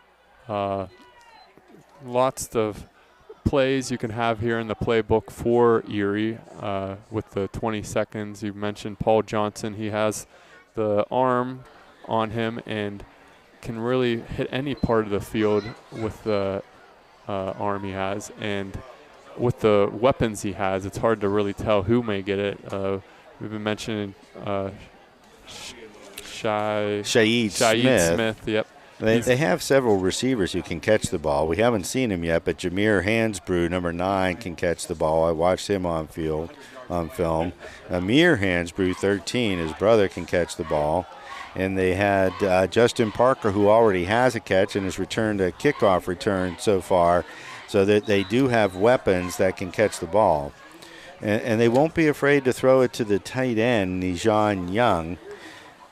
The defensive end has been laying some lumber out there on the defensive side of the ball.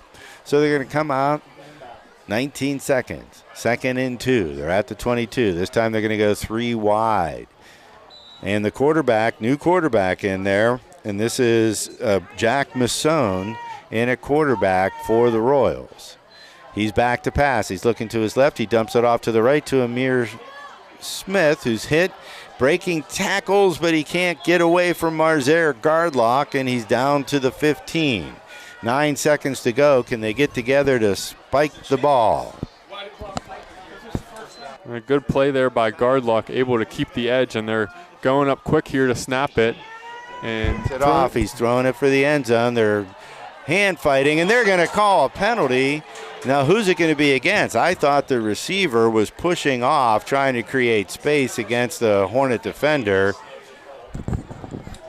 Well, good execution there by Erie, able to get the play off. There are zeros on the clock, so if it is on Hickory, there will be an untimed down, but if it's on Erie, it will be the end of the half.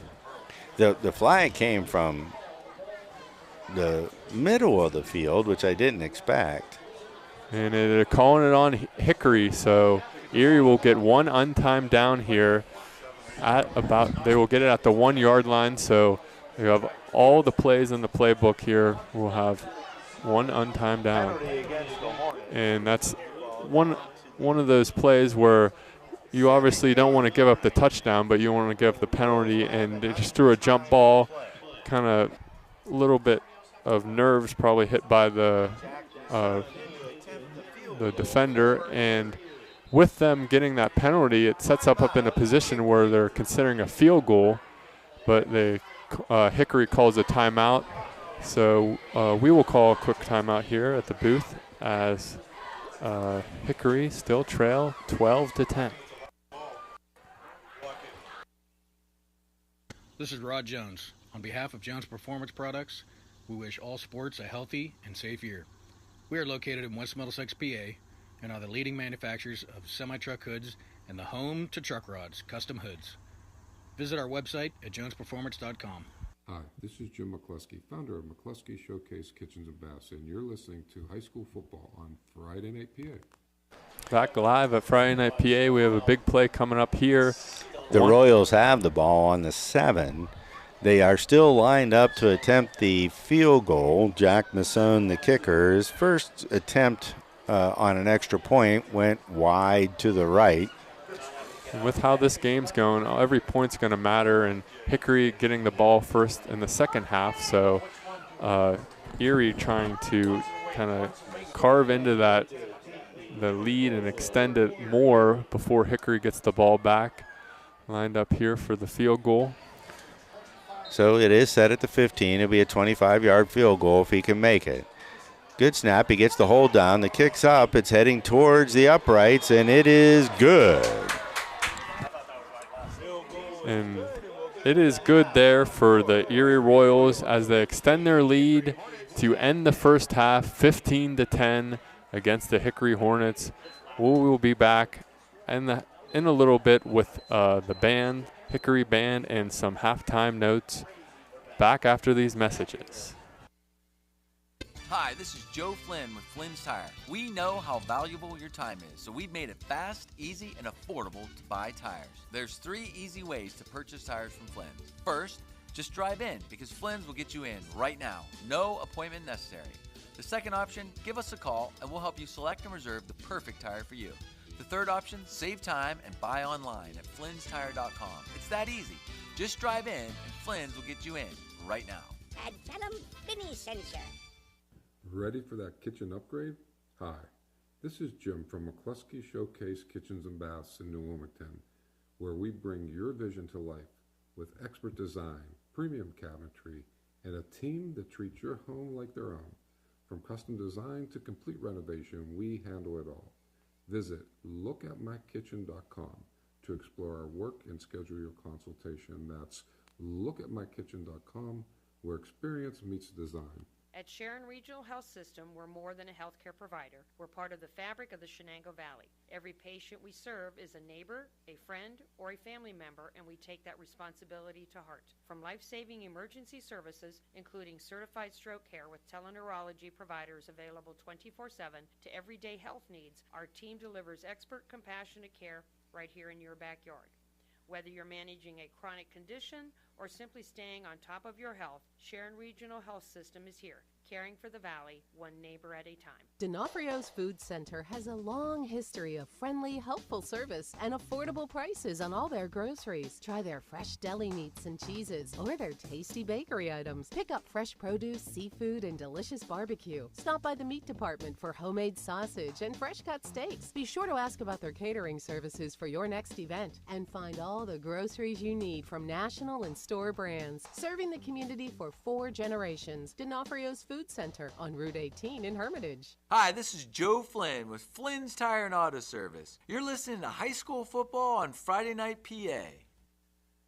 Back live from Friday Night PA. The Hickory Hornets band is about to perform, but before they will, we'll have a quick update from scores around the area.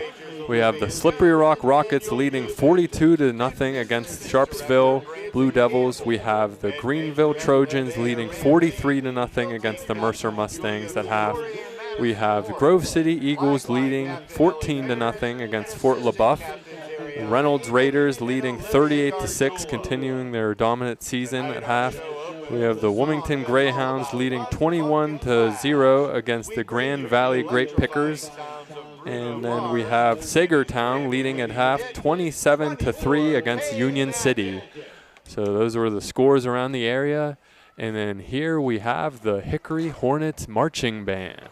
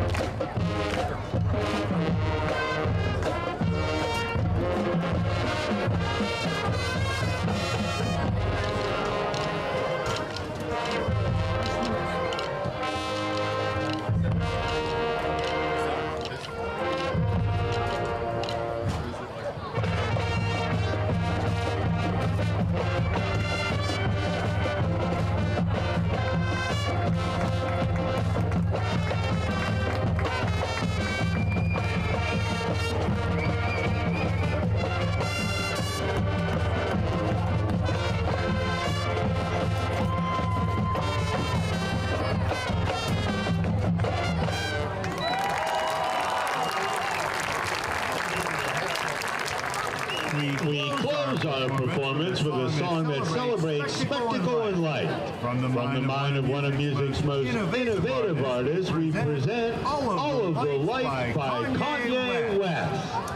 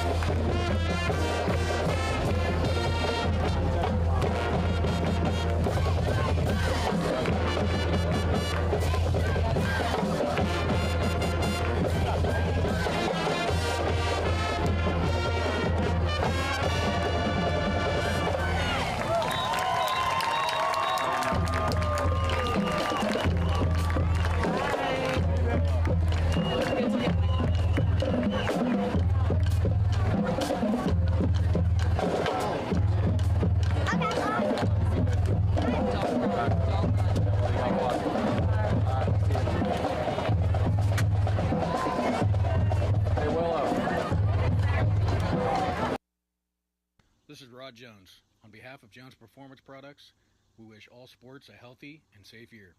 We are located in West Middlesex, PA, and are the leading manufacturers of semi-truck hoods and the home to truck rods, custom hoods.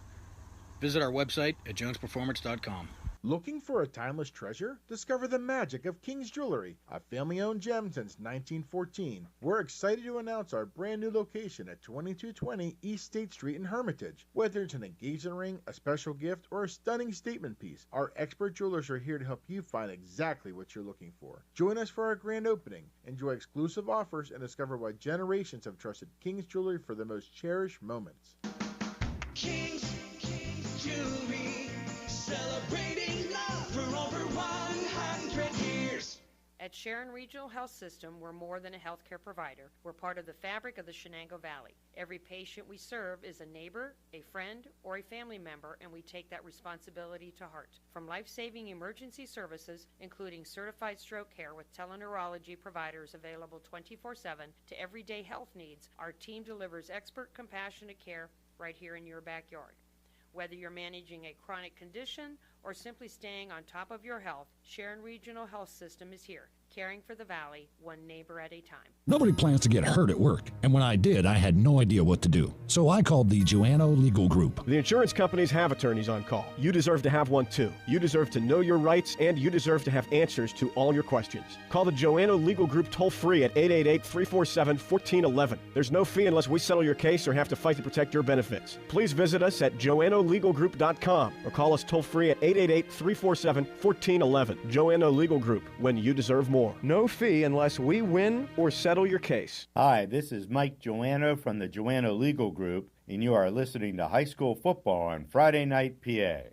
Hi, this is Joe Flynn with Flynn's Tire. We know how valuable your time is, so we've made it fast, easy, and affordable to buy tires. There's 3 easy ways to purchase tires from Flynn's. First, just drive in, because Flynn's will get you in right now. No appointment necessary. The second option, give us a call and we'll help you select and reserve the perfect tire for you. The third option, save time and buy online at flynnstire.com. It's that easy. Just drive in and Flynn's will get you in right now. And tell them Vinny sent you. Back live at Hickory Hornets Stadium, halftime of the Erie Royals at Hickory Hornets game. The Erie Royals lead 15-10 against the Hickory Hornets. Have some halftime stats here for Hickory. We have Christian Dungy. Not really attempted many passes. He completed the one long 45-yard pass to Marzier Gardlock, where he was stymied at the goal line, where Applegarth was eventually able to take over and get that touchdown in the end. Christian Dungy rushing the ball, had 6 carries, only 19 yards. Erie has done a great job on defense, bottling him up. We have number 5, Ja'Kai Husband. He has 5 carries, 38 yards. He's been a little bit more effective, but we did see him leave the game with a leg injury, so it'll be interesting to see if he'll make an appearance again in the second half for Hickory, as they'll need anyone they can get to get this offense going. And then for on the Erie side, they have the quarterback, Paul Johnson. He is 2 for 3, 43 yards and a touchdown. Hasn't really had to do much other than that one touchdown pass. Really, their offensive threats come from that dual back running back system they've had between number 7, Mike Henry, number 3, Shaid Smith, and number 1, Natavion Tenen. Henry has 3 carries, 43 yards, 10 and 2 carries, 15 yards, a touchdown.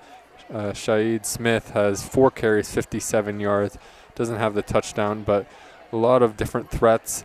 Really, the only thing that's stopped Erie so far has been the silly penalties. There's been 3 false starts, 2 holdings. So a lot to play for here at Friday Night PA. Still about 3 minutes here till the second half. Yeah, and don't minimize, the Hornet defense is playing well shorthanded. It's not just mistakes by Erie that's stopping them from scoring. The Hornets are presenting some defense. You know, they had penetration on the long bomb. I'll get a chance to watch the plays again. The 2 defenders were in place on the touchdown pass. On the last score, it was a questionable call possibly in the end zone. There was contact between the receiver and the defender. They threw the flag. That gave them the chance for 3 extra points. So the flags are going both ways. Both teams are playing gritty, hard football. Erie's got a lot of skill players, and they're using them well. But this game's far from over. So with 2 minutes to go in the half, why don't we go to a commercial break, and we'll be back to bring you the second half of play. D'Onofrio's Food Center has a long history of friendly, helpful service and affordable prices on all their groceries. Try their fresh deli meats and cheeses or their tasty bakery items. Pick up fresh produce, seafood, and delicious barbecue. Stop by the meat department for homemade sausage and fresh-cut steaks. Be sure to ask about their catering services for your next event. And find all the groceries you need from national and store brands. Serving the community for 4 generations. D'Onofrio's Food Center on Route 18 in Hermitage. Warehouse Sales is your fishing gear destination, including PA fishing licenses, lures, lines, and more. Visit us on Facebook for daily deals or take the short drive to Sharon, PA today. Hard to find parts and accessories for any job, indoor and out. From gardening to gearheads, pest control to plumbing, we're Warehouse Sales. Chances are if we don't have it, you don't need it. Take aim. Warehouse Sales now carries Pennsylvania hunting licenses, plus hunting blinds, trail cameras, outdoor accessories, and more. Warehouse Sales in Sharon, PA. This is Ben Bissett from Ben Bissett Chevrolet. For over 67 years, we've been serving the Mercer County area with quality sales, service, and leasing. Inventory, competitive pricing, and outstanding service, and always a great selection of pre-owned cars and trucks. And service is open late on Thursday nights and on Saturday mornings for your convenience. Find us at BissettChevy.com or stop by on Route 19 just south of Mercer, PA. That's Ben Bissett Chevrolet. Hi, this is Staff Sergeant Keffer of the Hermitage Army Recruiting Office, and you are listening to High School Football on FridayNightPA.com. This is Ben Bissett from Ben Bissett Chevrolet. For over 67 years, we've been serving the Mercer County area with quality sales, service, and leasing. Inventory, competitive pricing, and outstanding service, and always a great selection of pre-owned cars and trucks. And service is open late on Thursday nights and on Saturday mornings for your convenience. Find us at BissettChevy.com or stop by on Route 19 just south of Mercer, PA. That's Ben Bissett Chevrolet. Hi, this is Joe Flynn with Flynn's Tire and Auto Service. You're listening to High School Football on Friday Night PA. Back here at Hickory Hornets Stadium as seconds before the second half kickoff here.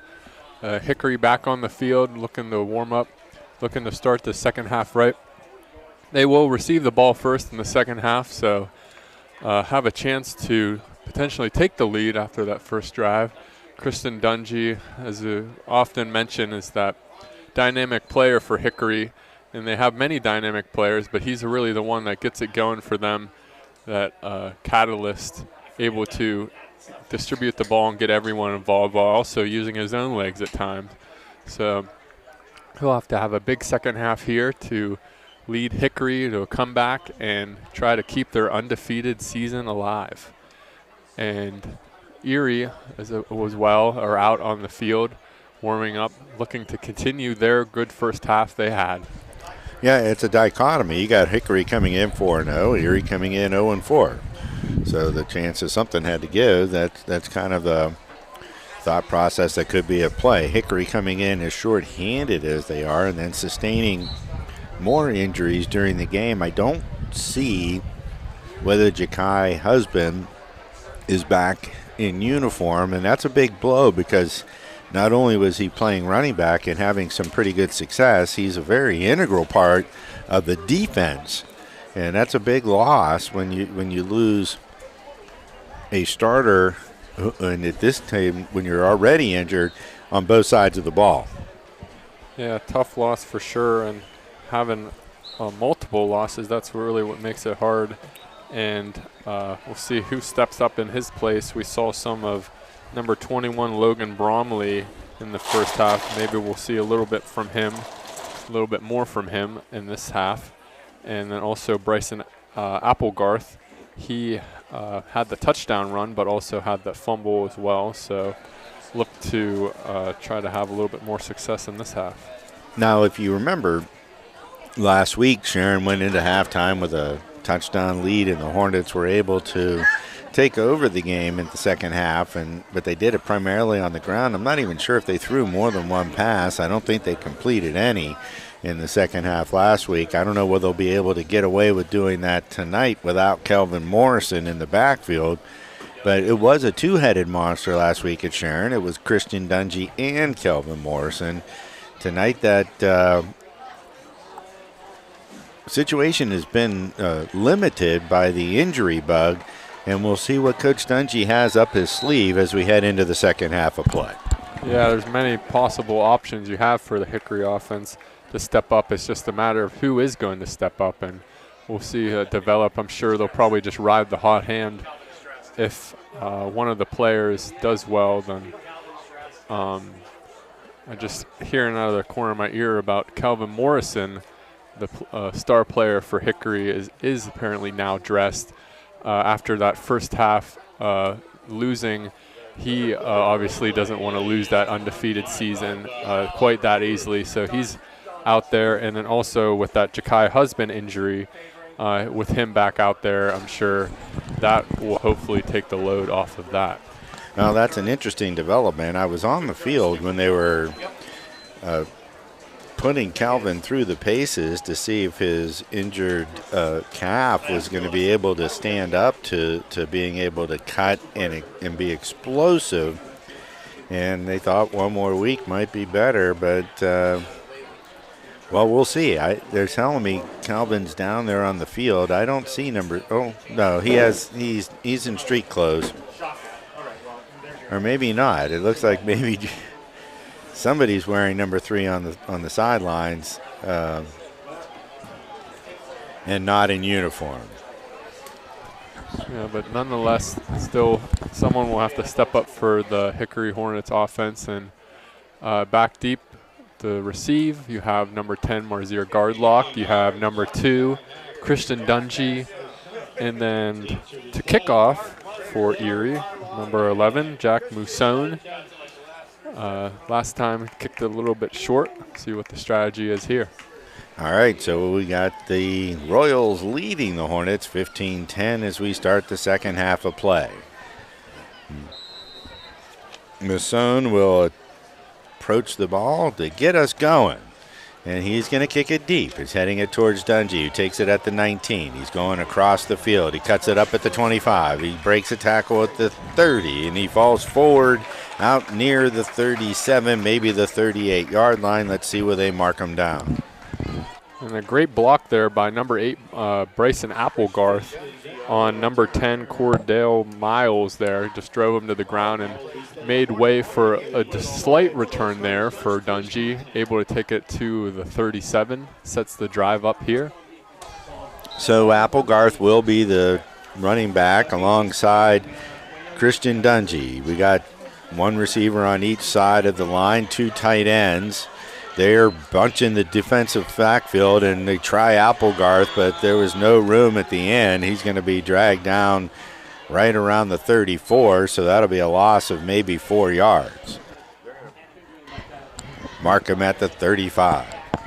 And that's the talented running back, Natavian Tenen, who also is the linebacker, able to get in the backfield and bring him down there.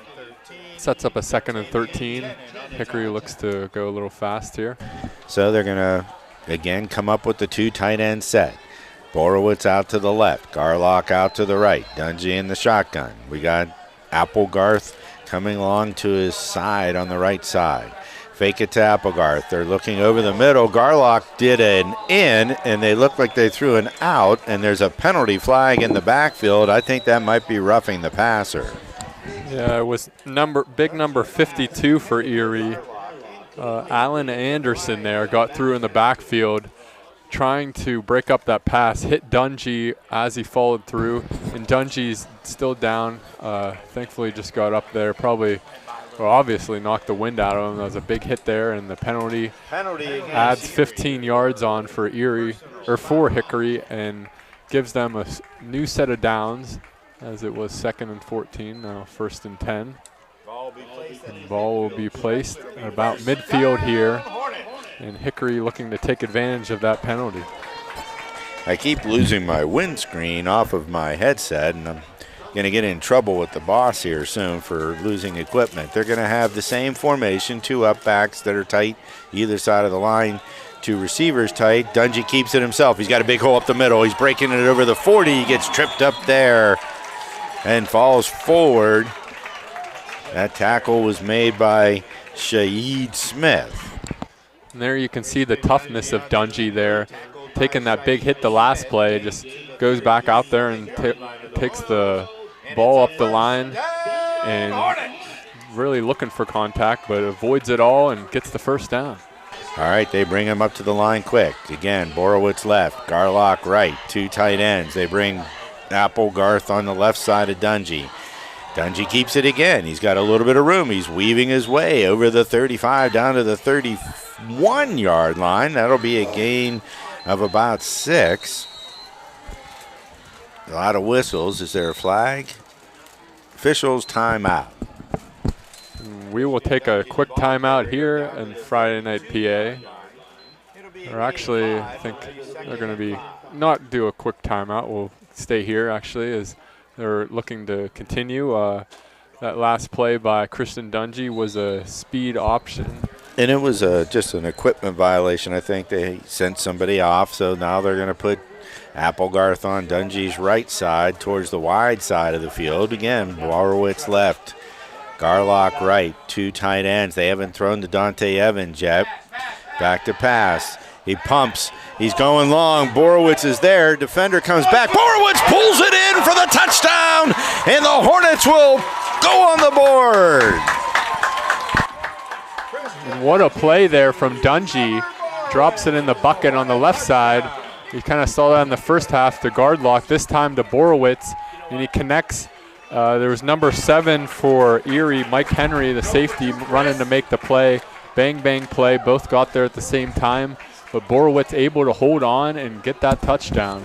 Great throw and catch there for Hickory. And the Hornets will try a 2-point conversion to go up by 3. And Dungy's not really been able to do much this game. Great pass there, and gives them the lead and looking to extend it. This time they'll put 2 receivers out to the left, Garlock and Pearson. On the right is Borowitz. He's going to move in motion right to left. Applegarth is the back. They're looking to pass. Dungy's moving around. He gets hit in the head. He stays up. He's still dancing. He throws back to the end zone. It's tipped up in the air and incomplete. And a crazy play there ends with the ball hitting the ground. And the teams will go to the sideline for a quick break. And we will take a quick break here as well at Friday Night PA as the Hickory Hornets take the lead 16-15. Warehouse Sales is your fishing gear destination, including PA fishing licenses, lures, lines, and more. Visit us on Facebook for daily deals or take the short drive to Sharon, PA today. Hard to find parts and accessories for any job, indoor and out. From gardening to gearheads, pest control to plumbing, we're Warehouse Sales. Chances are if we don't have it, you don't need it. Take aim. Warehouse Sales now carries Pennsylvania hunting licenses, plus hunting blinds, trail cameras, outdoor accessories, and more. Warehouse Sales in Sharon, PA. Hi, this is Tammy Calderwood from Mercer County Community Federal Credit Union, and you are listening to High School Football on Friday Night PA.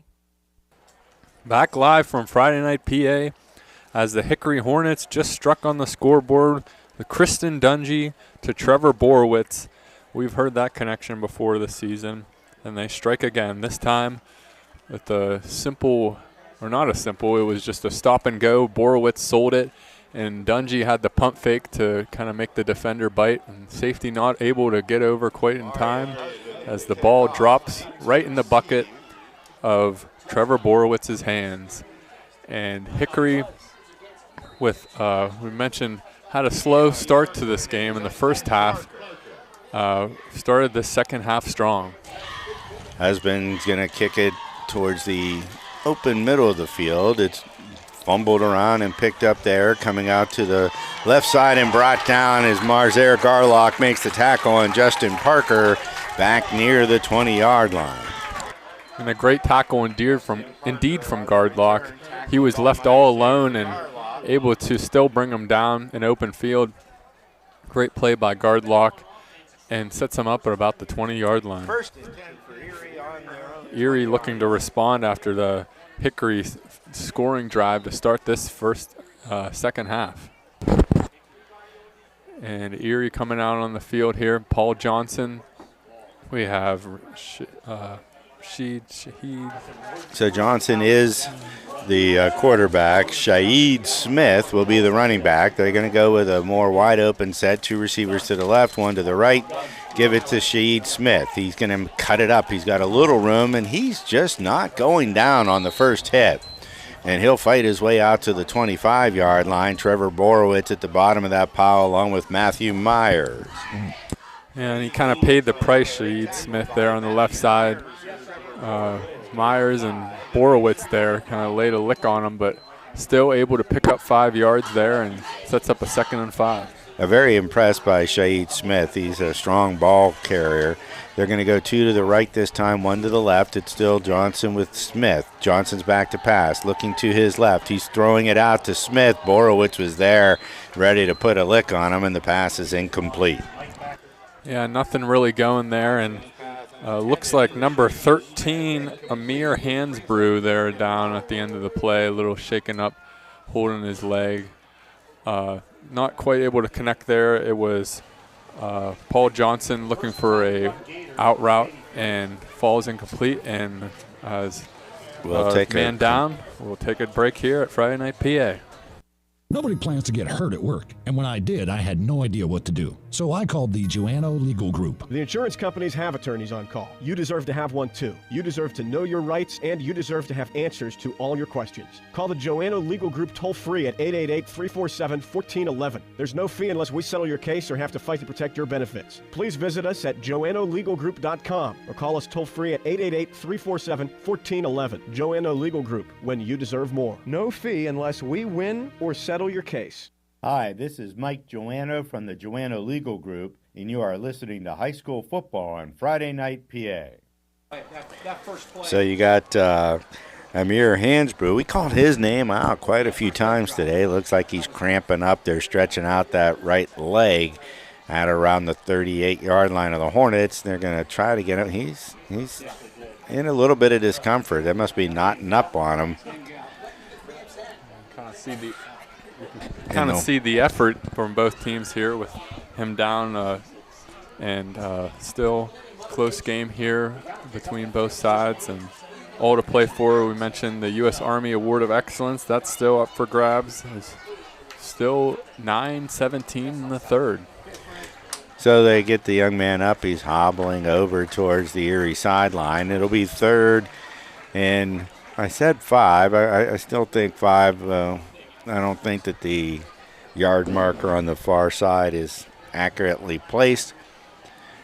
Not necessarily two-down territory, but Erie has had a pretty good success on third down so far in this ball game. Yeah, that's what I was going to say. And not only have they had success on third downs, but they've had success running on third downs a lot, using the quarterback powers on the left or right, just taking it on the edge, using all the blockers in front of them. It's been really effective for them tonight. Well, that 45-yard bomb on third down didn't hurt either, where they scored a touchdown. So they've shown that they can do it both on the land and in the air.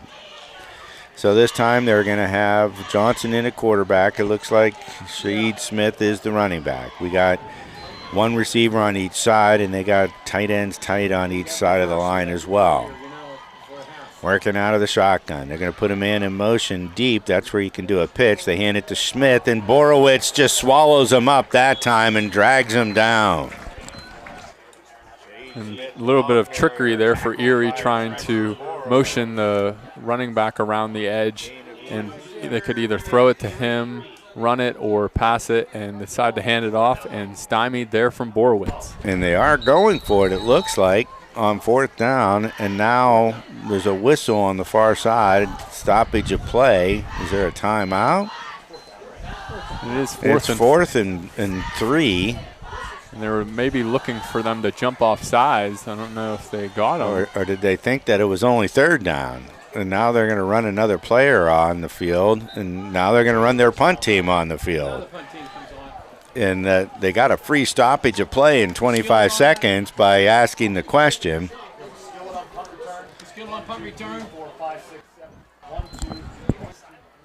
Yeah, big stop there for the Hickory Hornets, able to keep momentum on their side after that last touchdown drive to start the half. Now stop Erie's offense, looking to get the ball back here as they're punting it off from about the 25. Tavari Mims here to punt. A good punt, high and deep, and Gardlock calls for the fair catch as it's a great punt. And they'll field it about the 38. We'll take a quick break here at Friday Night PA as Hickory leads 16-15.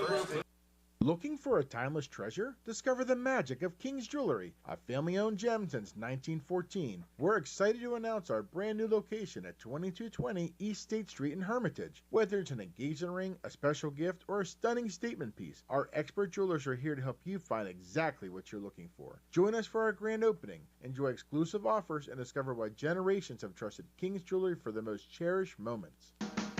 King's Jewelry, celebrating love for over 100 years. And they're coming back in play. Dungy gives it to Applegarth over the right side. He gets whacked. The ball came out. They picked it up. They're advancing it in towards the end zone, and it's going to be a touchdown. And it is Nijon Young.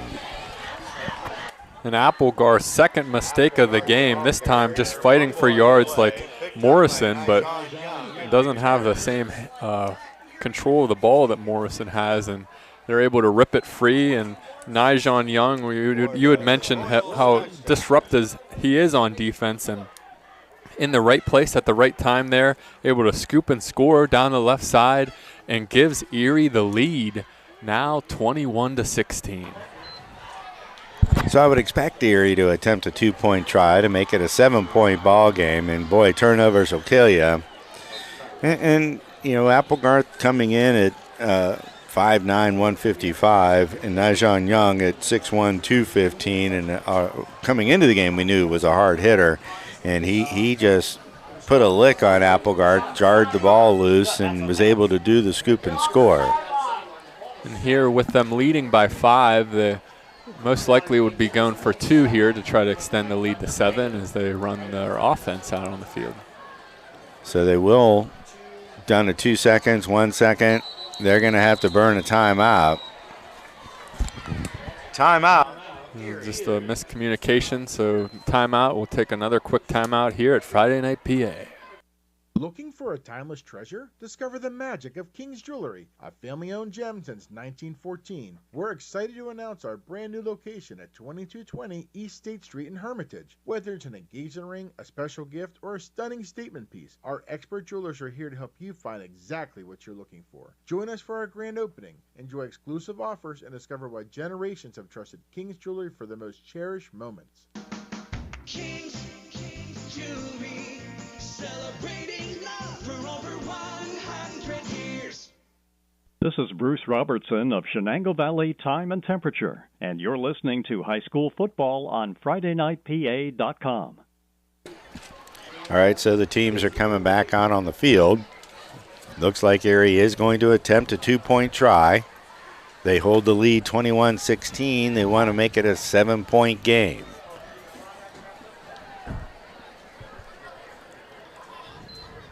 And they're going to go with their Wildcat type formation, it looks like.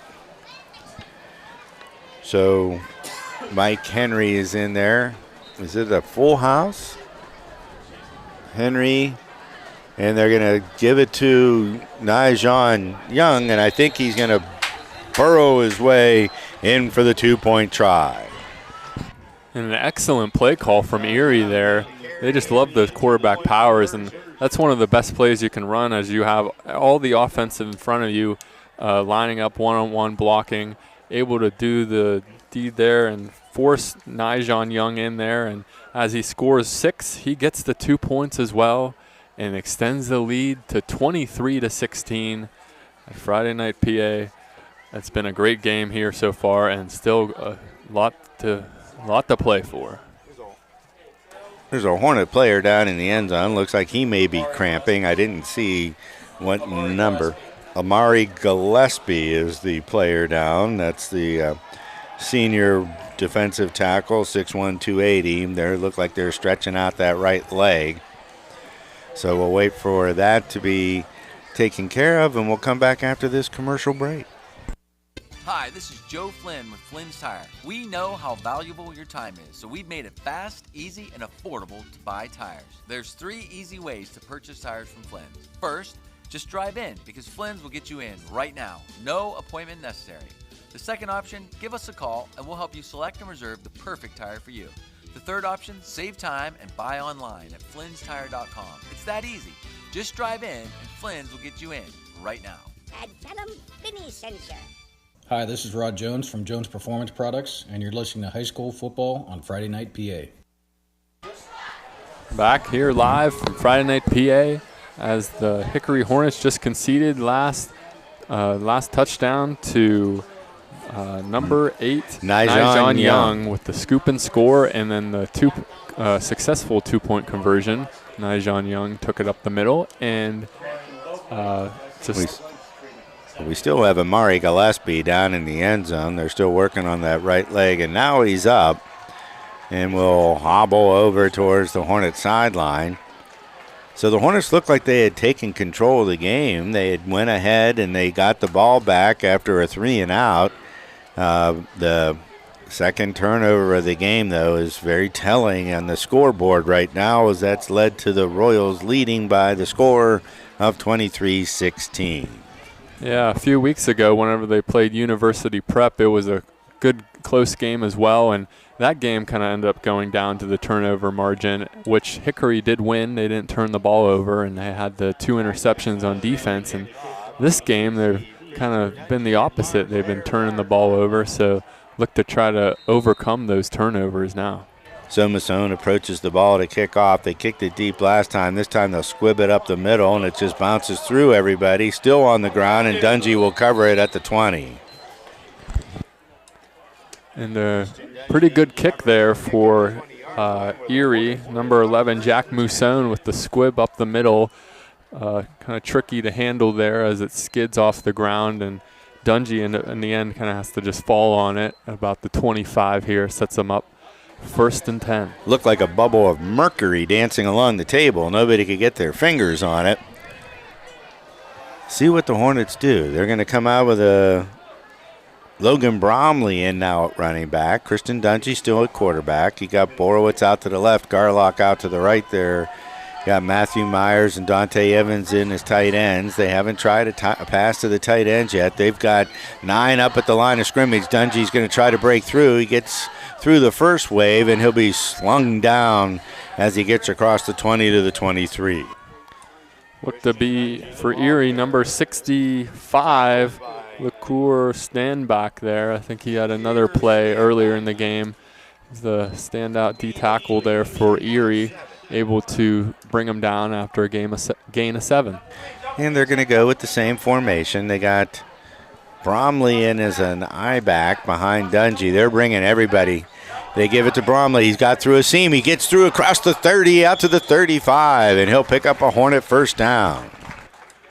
Bromley taking advantage of his opportunities here. Takes it up the left side and gets the first down. Different type of runner, Bromley. A little bit smaller, a little bit more slippery kind of runner. Kind of slips through the tackles, and that time he does it and gets the first down. Well, they're bringing the house every time. They're running a run blitz every time. They give it to Bromley again. He's got some room. He's going to get across the 35 and out near the 38-yard line. Yeah, they're bringing that blitz, but I'm not sure Hickory really seems to care. As last game against Sharon, they still, Sharon kind of knew they were going to run it and still were able to run it down their throat. Obviously, this game without Morrison, it makes a much tougher task. Yeah, they still got that good offensive line, and that's what they're doing. They're running right behind. And there's a penalty marker down. Did somebody move? It looked like they were going to try to go deep to Borowitz on that play because they had him sucked up on the run. And the flag is on the Hornet side, and it's going to be against the Hornets. Silly penalty there for the Hornets. As you mentioned, Trevor Borowitz lined up wide against Shaid Smith. Shaid Smith is a great runner, but only 5'7" against Borowitz, who is 6'2", so they have the size advantage on the outside if they want to take it. And Borowitz is a basketball player. He's got some hops in his legs. They're going to bring Bromley along the left side of Dungy. Dungy's taking it himself, looking for a block. He's got a seal by Bromley, and he's going to get out over the 40, near the 44. It's going to be near the first down. And a great play there from Dungy, able to scramble out to the left side, and Borowitz running down. Great play by him, too, able to draw the DB into thinking it was a pass, so he had his eyes out of the backfield, and Dungy able to take it up for the first down. So the Hornets are starting to move the ball on the ground again. They've had some success through the air. This time they're going with 2 receivers in the 2 tight end set. They're bringing 8 in the box, 9 in the box. They give it to Bromley. He's dancing his way through the line. He'll get across the 45 and out to around the 48-yard line. So it'll be gain of, let's give him 4. Yeah, one of the things that makes Hickory so dangerous on offense is Dungy's deceptiveness, handing off the ball. He's so good with those read options, pulling at the last second, drawing the defenders in. He's always seems to know the right play, when to take it, when not to take it, and does the right play there. So we're going to go with the same formation, 2 tight, Bromley on his left, 2 receivers. Dungy's keeping it. He's got a little bit of room. Oh, he runs into a brick wall. There'll be no gain on the play. And this time Dungy decides to call his own number again, but he is stuck at the line. didn't really have much space either way if he would have handed off to Bromley or decided to take it himself, and brought down at about the line of scrimmage, brings up a 3rd and 6. We're halfway through the third quarter of play. The score, Erie 23, Hickory 16. They've got the ball, and they've moved it out to the 48-yard line. Might be in 4-down territory. Again, they're bringing the rush. Dungy throws it complete to Gardlock. He's over the 50, down near the 40-yard line. He'll be forced out of bounds at the 41. And a great play there from Hickory. Initial rush by Nijon Young. He had that touchdown last drive. He was able to break through the middle, forcing Dungy to scramble out to the right, but he was able to find Gardlock, completed the pass near the sideline, and he took a hit near the sideline, but got up and kept this drive rolling. Erie keeps trying to bring the inside pressure to stop the run game, and it's opening up the outside passing lanes. Hornets go with 2 receivers to the far side. Nobody on the wide side. They give it to the running back. Bromley's got to try to outrun the defender. He gets to the 40. He'll be dragged down there by Shaheed Smith. Yeah, and Bromley did all he really could there as number 5, Davari Mims, and number 10, Cordell Miles were both honing in down on him, and he had to try to just beeline for the sideline, but Mims able to beat him there and bring him down after a minimal gain there. Sets up 2nd down. So the Hornets come up with the 2 receivers out to the wide side of the field now on the right side. They got Dante Evans on the left side tight. Dungy's running it behind Evans. There's room. He hit and falls forward to the 30, and that was Mike Henry on the stop. That's going to be close to a 1st down. Yeah, close to a 1st down, and another good run there from Dungy up to the left side. That's where he's kind of missing Morrison on the lead block for him, outrunning Bromley, the lead blocker there, as he's eventually brought down, but getting the 1st down. Bromley again, the running back on the left side of Dungy. We've got 1 receiver on each side of the line. They're going to run it to the left with Dungy. He's got Bromley in front of him, gets a nice block. He gets down to the 25, then will be forced out of bounds by Shaheed Smith. And as Erie likes to run behind their tight end, Nijon Young, so does Hickory like running behind their tight end, Dante Evans. This time, Evans on the left side, just following him and Borowitz on the left side. Their physicality leads the way for Dungy and the gang as they gain 5. So a very impressive drive here by the Hornets against the 6A Erie Royal squad with a very depleted lineup right now, or roster right now. They're going to bring Bromley on the left side of Dungy. Fakes it to Bromley. He's going right up the gut on behind Luke Lewis, and he's going to get flung down as he gets across the 15 down near the 14. And Dungy again calling his own number. He wants to try to make the difference himself in this game after seeing a lot of disappointment so far. And great blocking by the Hickory Hornets. Block until the final whistle. You kind of saw that there on that last play. And Dungy looking to take over here at the 13. Now Bryson Applegarth is in. He gets the ball. He's going to be hit at the line of scrimmage and dragged backwards. Maybe lost a yard. Say no gain. And Applegarth really hasn't been that effective in the relief of Morris in this game, but did have that touchdown in the first half, so look to maybe capitalize with another touchdown here. Garlock and Borowitz out wide to the right. Applegarth is the running back. Dante Evans tight to the left. Fake it to Applegarth over the middle to Borowitz, incomplete. And just the signature pass there from Dungy to Borowitz across the middle. He tries to run the little skinny post in the middle, but good defense by the Erie Royals. Had 2 defenders on him, 1 linebacker underneath, the safety over top, able to kind of close in and squeeze out that pass from being caught, and brings up a 3rd down. Have had good success this season with that post pattern, scoring several touchdowns, but Erie studied the film and they've stopped it twice. So we got 1 on each side, Borowitz and Garlock. Applegarth on the right side of Dungy. Dungy fakes the pitch. He throws over the middle. Dante Evans is there, but he's overthrown. Yeah, I was watching Borowitz on the near side here, and he was lined up one-on-one, and it was number 3, Shaid Smith, was pressing against him. Borowitz was able to get off the press, had a step, but Dungy looked for Evans instead in the back of the end zone, and falls incomplete, sets up the field goal here. Daroff runs out on the field here. This will be about a 30-yard field goal if he can get it. In to attempt the 31-yard field goal. So, as we mentioned, this is a close game, so points at a premium. If they can get this, trim the lead down to 4. Daroff lines up. The kick's up, and it is good as the Hickory Hornets cut into the Erie Royals lead now 20-19 with 3:59 left in the third. We will be back after these messages. Have you thought to yourself, the weather info on my smartphone doesn't tell me much? Then give Time and Temperature a call. Time and Temp has been around for decades, but not like this. Time, temp, and the forecast quickly and accurately. Then you can get on with your day. In the Shenango Valley, 347-7751. Greenville, 588-2300. Grove City, 458-5800. Save it in your contacts for easy dialing. This is Mike Lysak from Warehouse Sales, and you're listening to High School Football on Friday Night PA.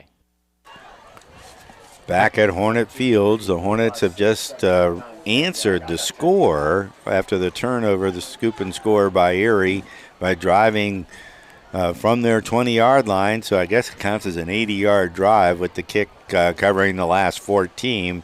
Callum Darrow has been perfect on the evening with 2 field goals and 2 extra points, or 1 extra point. They went for 2 the one time. And the Hornets now trail by 4, 23-19 with 3:59 to go in the third quarter of play.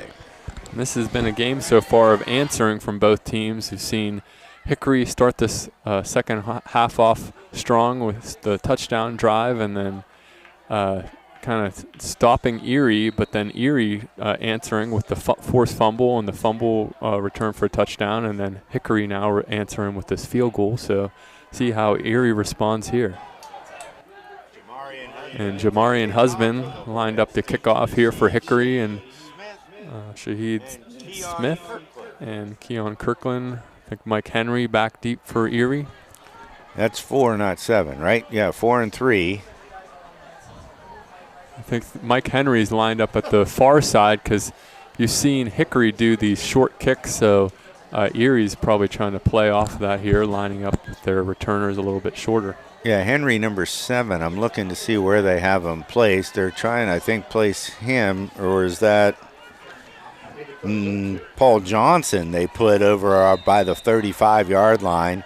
This time Husband's kicking it in the other direction, and he's going to kick it again to the up back,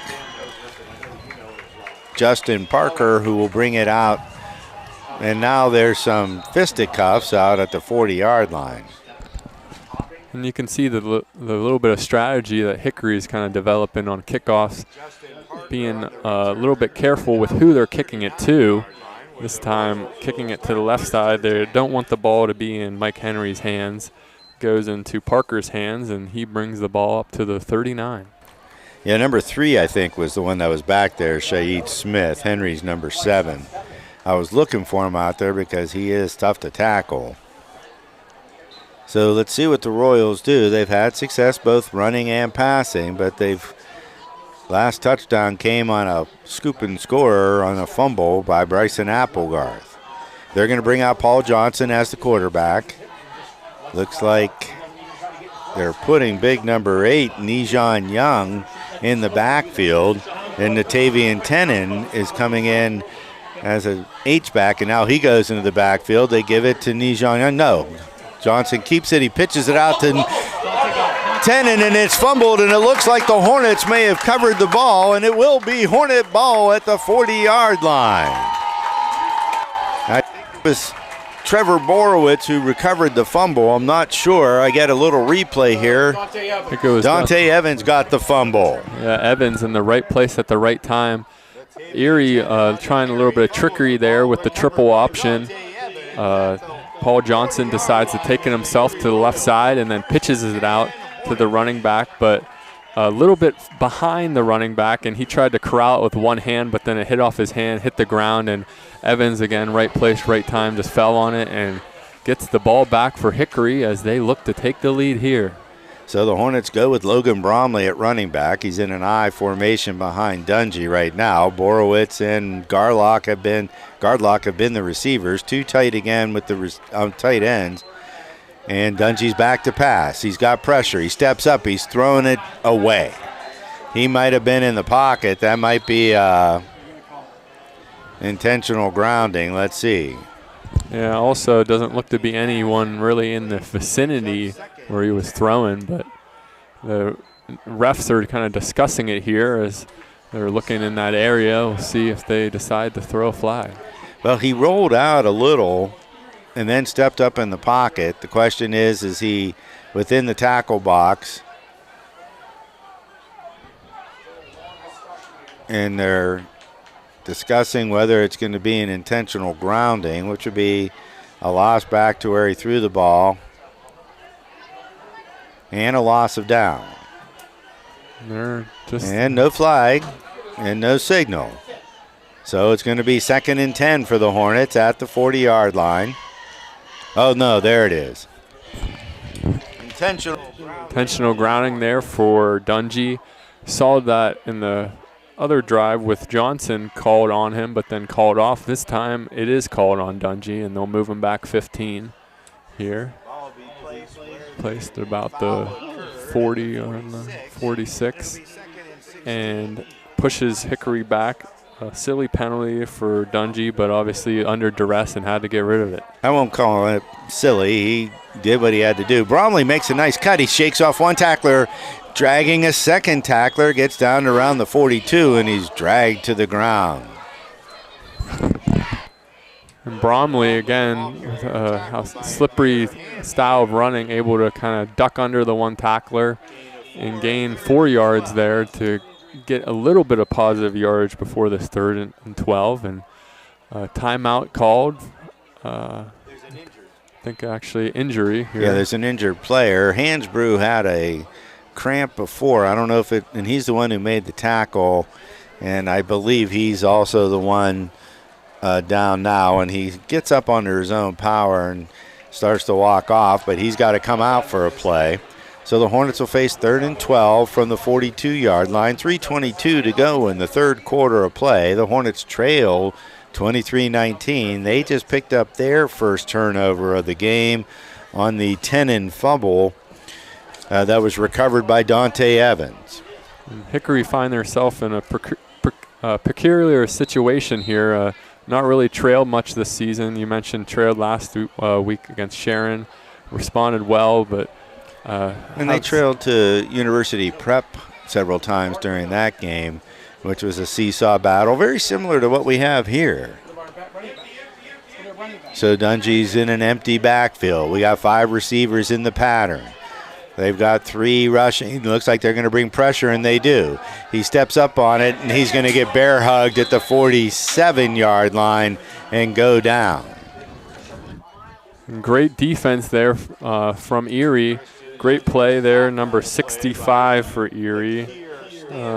Big number, Lukier Stanback. We mentioned his name and makes the play there, and just great discipline, though, from the D-line, maintaining their lanes. Marzer. As Dungy steps up in the pocket and still able to maintain him from escaping the pocket, forcing the 4th down, and great stop there from Erie as momentum looked to be shifting. Now they kicked away from Shaheed Smith most of the game. Garlock is just a pooch punt off the side of his foot. It's going to fall maybe at the 38-yard line. They might, yeah, it looks like they're going to step it off near the 40, so it's only an 8-yard punt.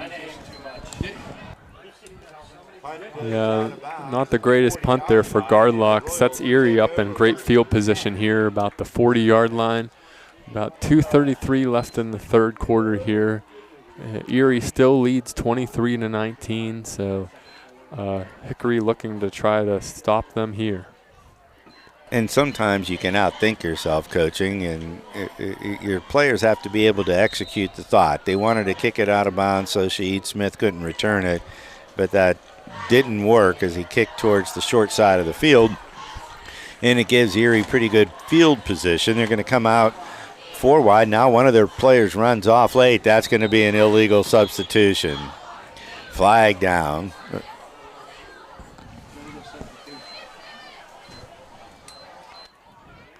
An illegal substitution for Erie there.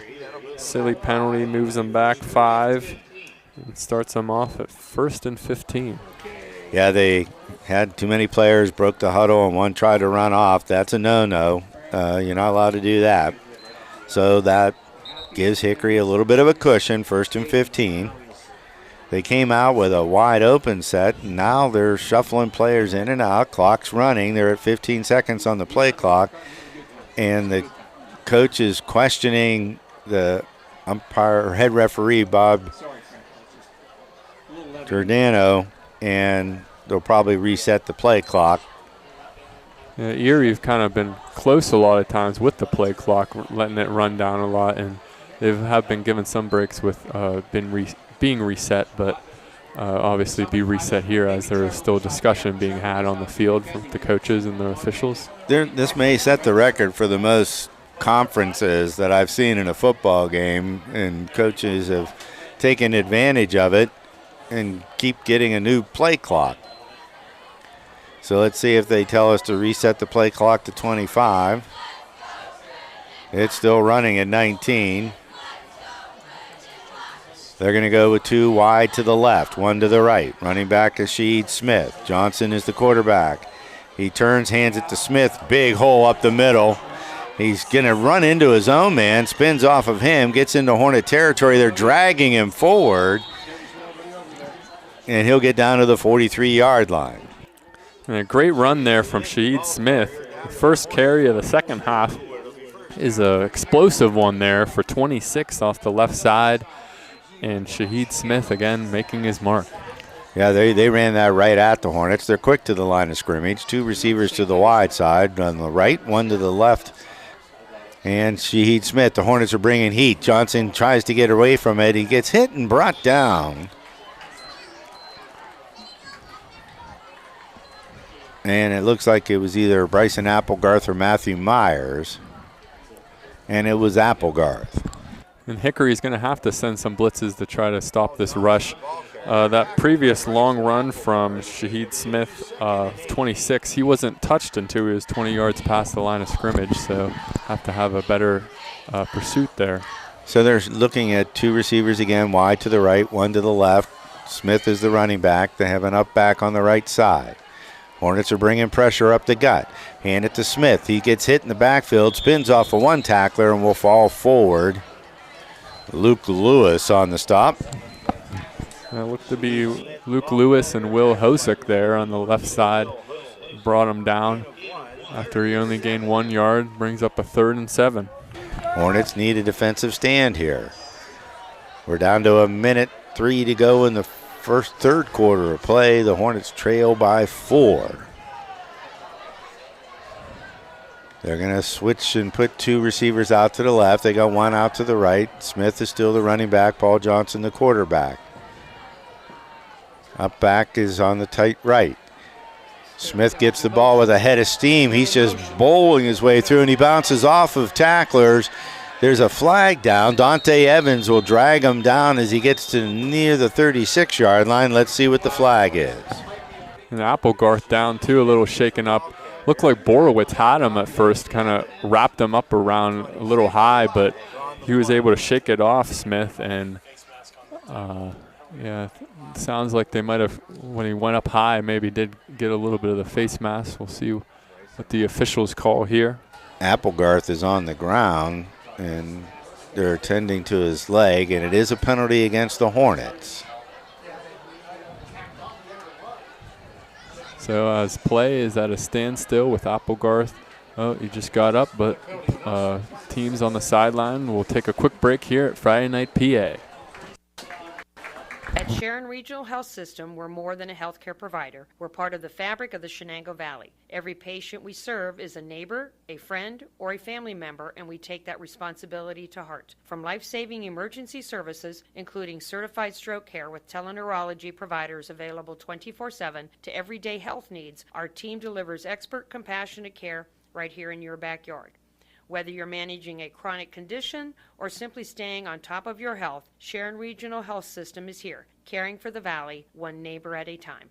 All right, we're back here at Hornet Field. The Royals now have moved it down to the 13 after the personal foul penalty. They got inside the red zone. Again, 2 right, 1 left, handoff straight to Smith, and I don't know why you went to. Is that not Smith? Oh, he fumbles in the end zone. It goes out. That's going to be a safety or a touchback.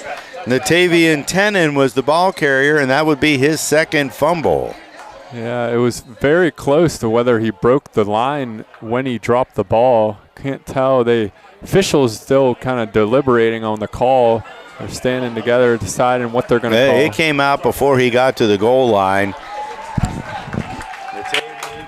And the Hickory defense is running off the field with excitement after that last stop, as it was a big needed stop. If they would have scored there, it would have gone up 2 scores, but able to stop them and get the turnover they needed.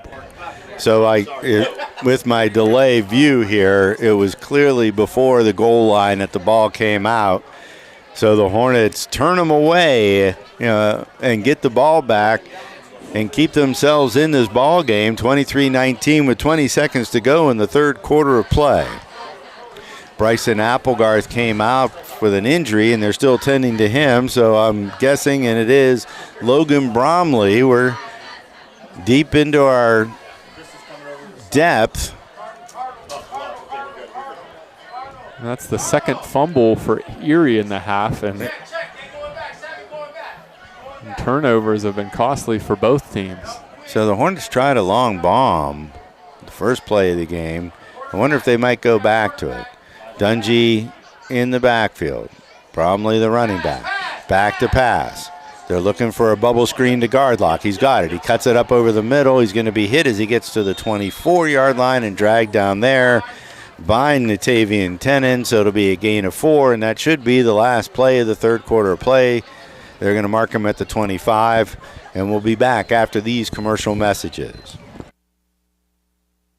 Hi, this is Joe Flynn with Flynn's Tire. We know how valuable your time is, so we've made it fast, easy, and affordable to buy tires. There's 3 easy ways to purchase tires from Flynn's. First, just drive in, because Flynn's will get you in right now. No appointment necessary.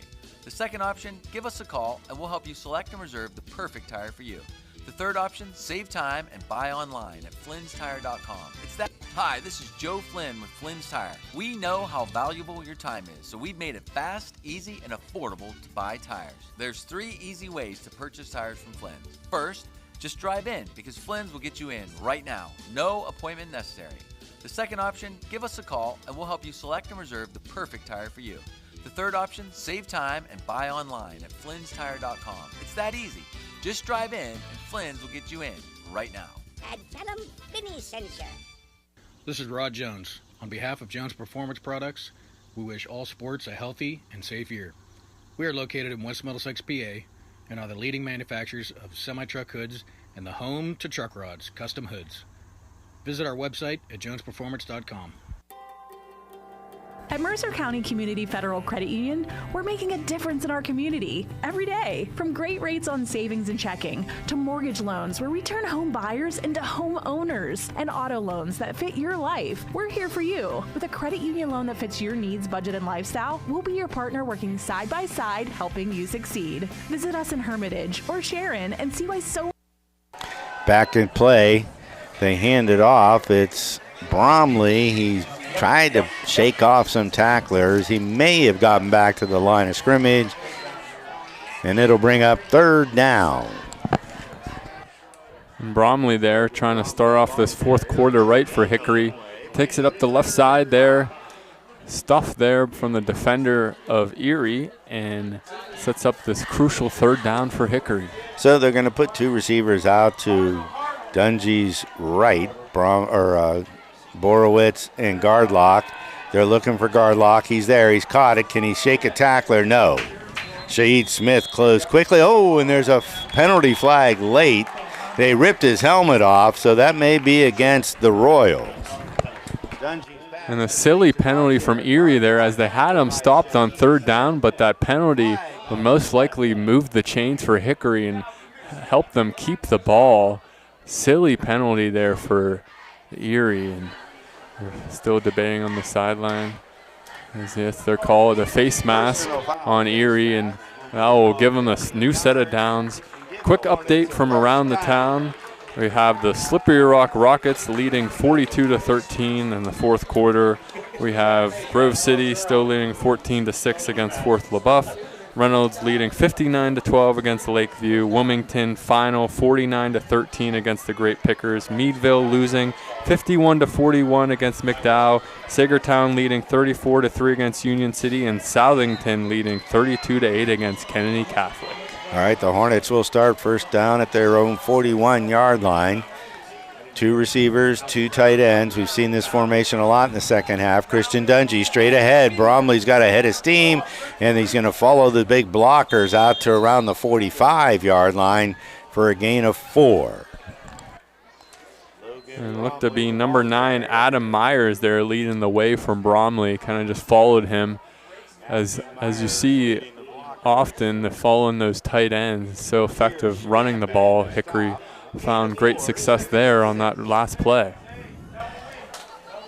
Quick to the line of scrimmage. Again, same formation. They give it to Bromley straight ahead again. He tries to go off to his right. He's going to spin over the 45. Ball comes out. Let's see what they say. The ball's at the 47. And I think they're reviewing. And they're going to say he's down, Hornet ball. Yeah, either that, or I was going to say it might have been out of bounds, or the person recovering the ball could have been out of bounds, which would have made the ball out of bounds and then helping Hickory maintain possession. But Bromley was trying to fight for those extra yards and brought down a little bit hard and coughed up the ball there, but fortunate for him to be down and them to maintain possession here. Brings up a 3rd and 4. Yeah, I think Justin Parker may have covered it, but he may have been out. His feet may have been out of bounds as he got on the ball. So again, the 2 wide, 2 tight end. They bring up Bromley on the right side of Dungy. Oh no, that's Applegarth. Dungy takes it himself. He's going to break free, get into the Royals territory and down to the 44, and that'll be a first down. And Dungy doing what he does best there with the read option, able to deceive the defense, making them think that Bromley's getting the ball, but takes it himself in that split second, drives up the middle and gets that first down. So the Hornets have taken advantage with the penalty and retaining possession on the fun bowl, and Chris Dungy fighting his way for extra yards. They're going to bring Bromley up on his right side. He's rolling to his right. He's looking for a block. He's got it. He makes a nice cutback at the 43-yard line and dances down to the 35, and that's actually Applegarth with the block. There is a flag on the play, though, so a little more debate here from the officials, most likely holding from Hickory. I'm watching it on my little delay here. I don't see the hold that they were looking at. That's what they're calling the holding on Hickory. Moves them back 10. And they've been a little bit better, or they have been better today with penalties and the holding. It's been something that's really bit them in the back this season, with Morrison's long runs being chalked off with the holding, but haven't really saw that tonight. Really hurting them there on that last play, though, and pushes them back to about the 49 here. Sets them up about. They'll mark it at the 48, so 1st and 14. Dungy brings up the running back. I believe it's Applegarth. He's looking for a pitch. He doesn't get it. He's got time. He's throwing it over to Borowitz, who makes a nice catch at the 30-yard line, and that'll be a first down for the Hornets. And a needed pass and catch there from Dungy to Borowitz. Borowitz is Dungy's reliable target there. looks at him. He just runs a simple crossing route and completes it on the right side.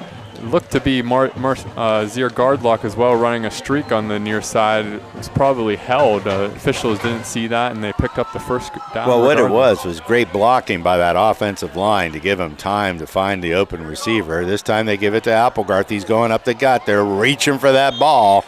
He holds on to it and gets dragged down at the 23, so it'll be a gain of around 7. Yeah, you can see with how Bryson Applegarth struggled with fumbles. He's kind of holding on the ball extra tight there and brings them down after a gain of 7. They'll come out. They've been using this 2 tight end formation. 2 receivers, 1 on each side. Applegarth is coming up as a sidecar to the right. He doesn't get it. Dungy keeps it. He's dancing. He's weaving. He's bobbing. He's getting inside the 20. He spins. He's getting down to the 15-yard line. Christian Dungy puts this team on his back right now. He'll be marked at the 16, but that'll be another first down. And Christian Dungy does his best Houdini impression there, making the defenders miss. And I'm sure, I think it was number 8, Najon Young, thought that he had him dead to rights and able to just evade the tackler with a little swift move there, jukes him out and gets the first down, and Hickory is driving. So they've got Applegarth as the running back. They're going to bring it on the left side of Dungy. Applegarth has it. He's going up the gut. He's got some room. He's going to get inside the 10. He'll be tackled down near the 8-yard line. And another 6 yards there for Applegarth, this time up the middle, and you can see Dungy, his effectiveness on the run has really set up Applegarth, and Dungy's fired up after that play as he goes to the sideline, and an Erie player is down as well. As the teams take a break, we'll take a break here at Friday Night PA as well, as Hickory Hornets still trail at 8:19 in the fourth, 23-19. Nobody plans to get hurt at work, and when I did, I had no idea what to do. So I called the Joanno Legal Group. The insurance companies have attorneys on call. You deserve to have one too. You deserve to know your rights, and you deserve to have answers to all your questions. Call the Joanno Legal Group toll-free at 888-347-1411. There's no fee unless we settle your case or have to fight to protect your benefits. Please visit us at joannolegalgroup.com or call us toll-free at 888-347-1411. Joanno Legal Group, when you deserve more. No fee unless we win or settle your case. Hi, this is Casey Fatch, Chief Executive Officer from Sharon Regional Health System, a Tenor Foundation organization, and you are all listening to High School Football on Friday Night PA.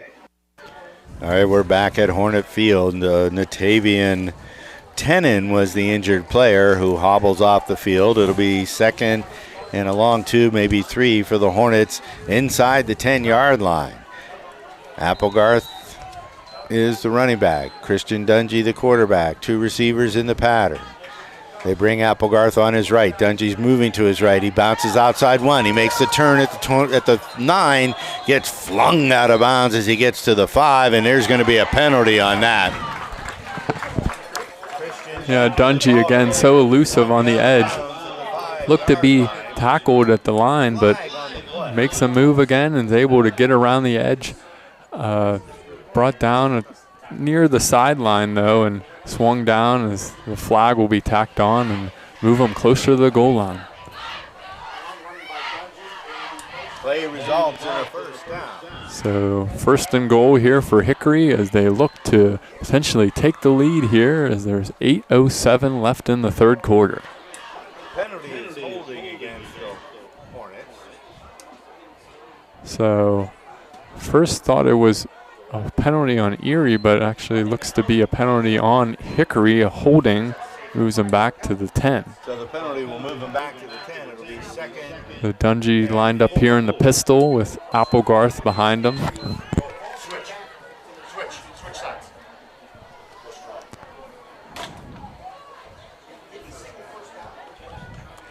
Yeah, they initially signaled a first down. Now what are they saying?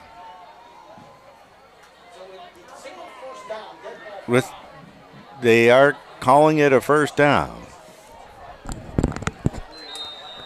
So it'll be first And Dungy line up in the pistol with Applegarth behind him, motion to his right. Dungy back to pass. He's got pressure. He steps up. He rolls out to his right. He cuts it up inside the 10. He goes to the sideline. It'll be forced out of bounds at the 8. Now they will put the sticks down. I thought maybe they could get a first down, but not to be. And what I love about Dungy so much is just his awareness in the pocket. See the pocket kind of collapsing around him, and he's kind of has a sixth sense of the guy coming behind him. Not sure how he sees him. Scrambles out to the right, evades the tacklers, and gains a few. That'll be instinct there. Kevin, instinct. Applegarth comes up on his right side. Dungy, gives it to Applegarth. He bobbled it again, but he gets his hands on it, and he goes into the end zone from 9 yards out. Bryson Applegarth with the Hornet touchdown.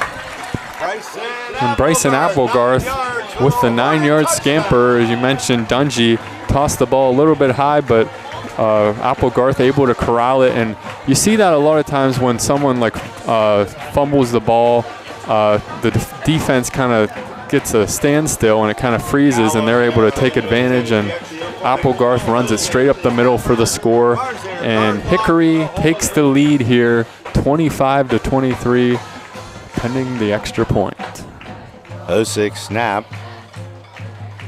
Right there. Gardlock gets it down. The kick is up, and the kick is good.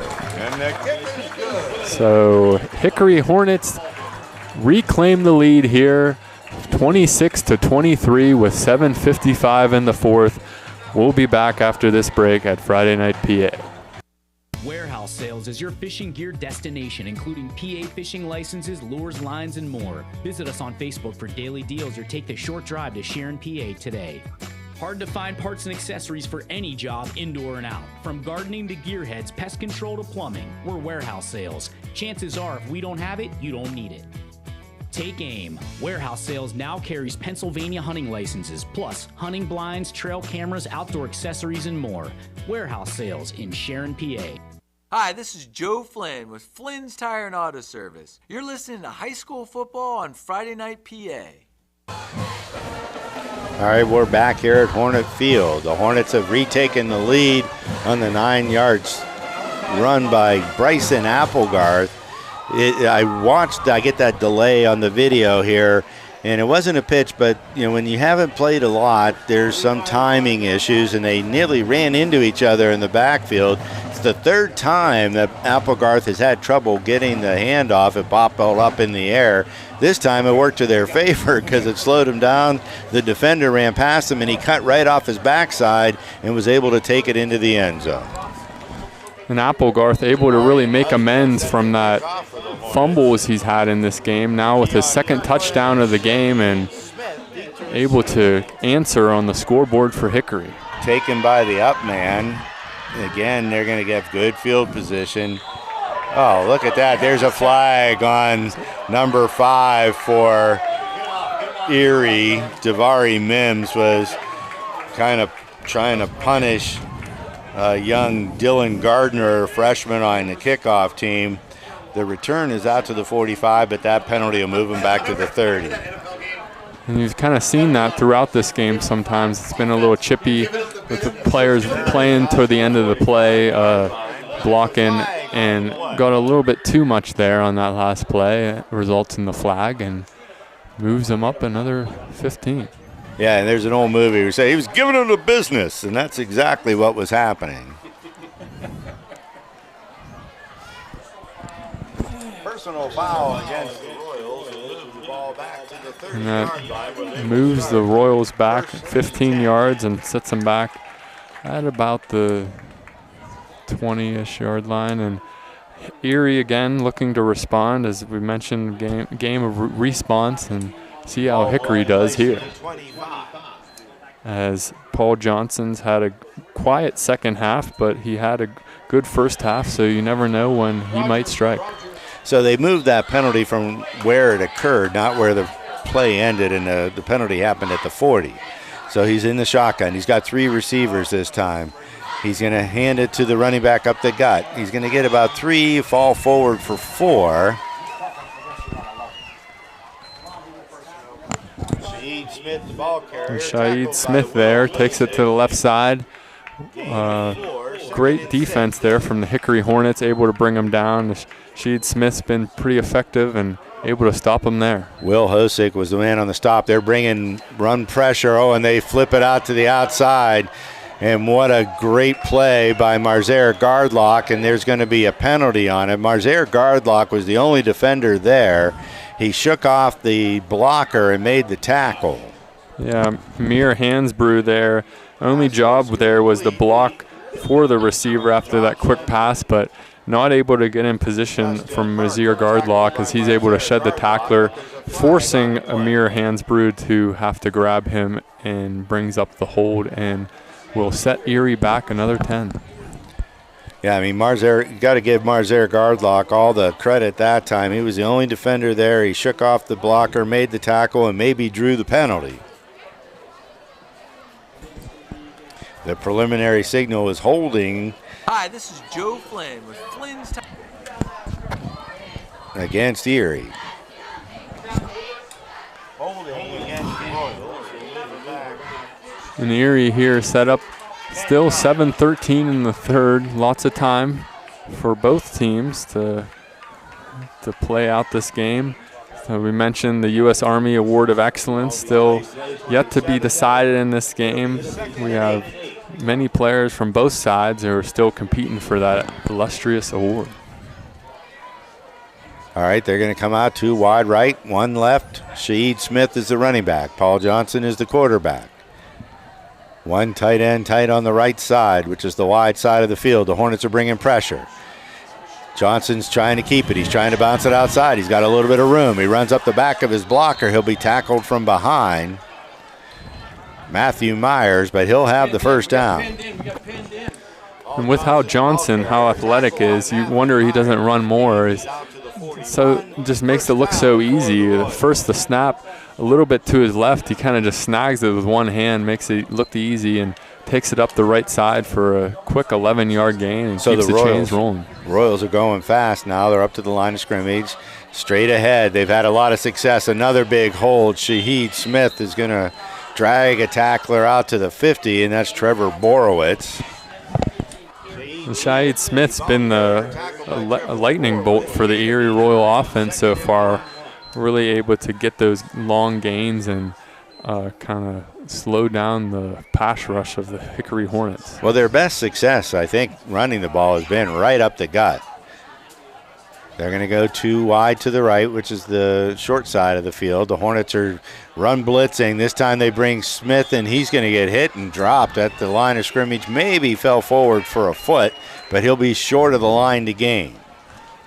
Yeah, looked to be brought down there from big number 75, Luke Lewis. And you had mentioned them running up the middle, and it's kind of surprising they're able to have that success up the middle with Luke Lewis in the middle, and he's able to make the difference there and force the 3rd and 1 here for the Erie Royals. They're in 4 down territory, 5:45 to go in the ball game. Hornets lead 26-23. Working out of the shotgun is Johnson. 2 receivers to his left. Steve Smith is the running back. They're going to run blitz. He's going right up the middle. He makes a Smith move. It's Tenen, and he's breaking tackles. He's all the way down to the 25. He'll fall forward to the 23.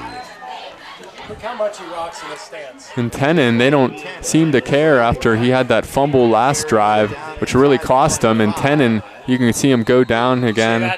He probably had a cramp after that big run, and he will go down, and they will take a break here on the field. So we will take a break here in the booth as well at Friday Night PA as the Hickory Hornets lead 26-23. Mercer County Community Federal Credit Union, making a difference in our community. Get great rates on savings and checking, mortgage loans where we turn home buyers into home owners, and auto loans to fit your life. With a credit union loan that fits your needs, budget, and lifestyle, we'll be your partner working side by side, helping you succeed. 2 convenient locations, Hermitage and Sharon. Mercer County Community Federal Credit Union, making a difference in our community. Hi, this is Tammy Calderwood from Mercer County Community Federal Credit Union, and you are listening to High School Football on Friday Night PA. So Tenen was the injured running or player for Erie. The 5'10", 210 running back was shedding tacklers on that last carry, and he picked up the first down. They're now down inside the 25-yard line of the Hornets. They trail by 3. They have kicked a field goal so far in the game and missed an extra point. So anything can happen. Welcome to high school football on Friday nights in Western Pennsylvania. Smith is now back in the game. He's alongside the left side. The Hornets will keep bringing pressure. Johnson carries it, but the blitzing outside linebacker Jackson Schneider makes the tackle. Yeah, good play call there from the Hickory Hornets defense as Jackson Schneider timed the blitz perfectly around the edge, able to come in and grab Paul Johnson at the line of scrimmage and kind of just drag him down there.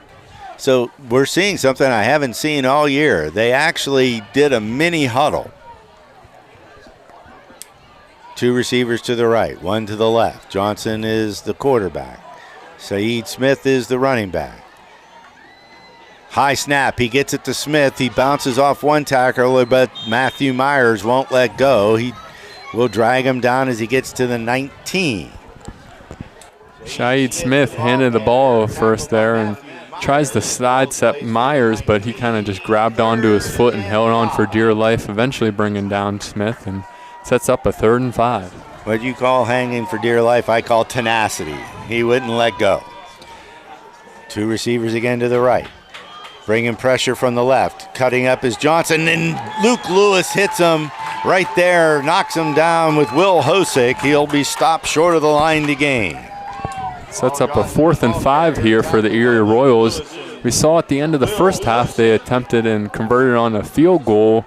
It would be about a 28, 27-yard field goal from here, but with the offense still on the field, they look to go for it. So they're going to bring in a new receiver.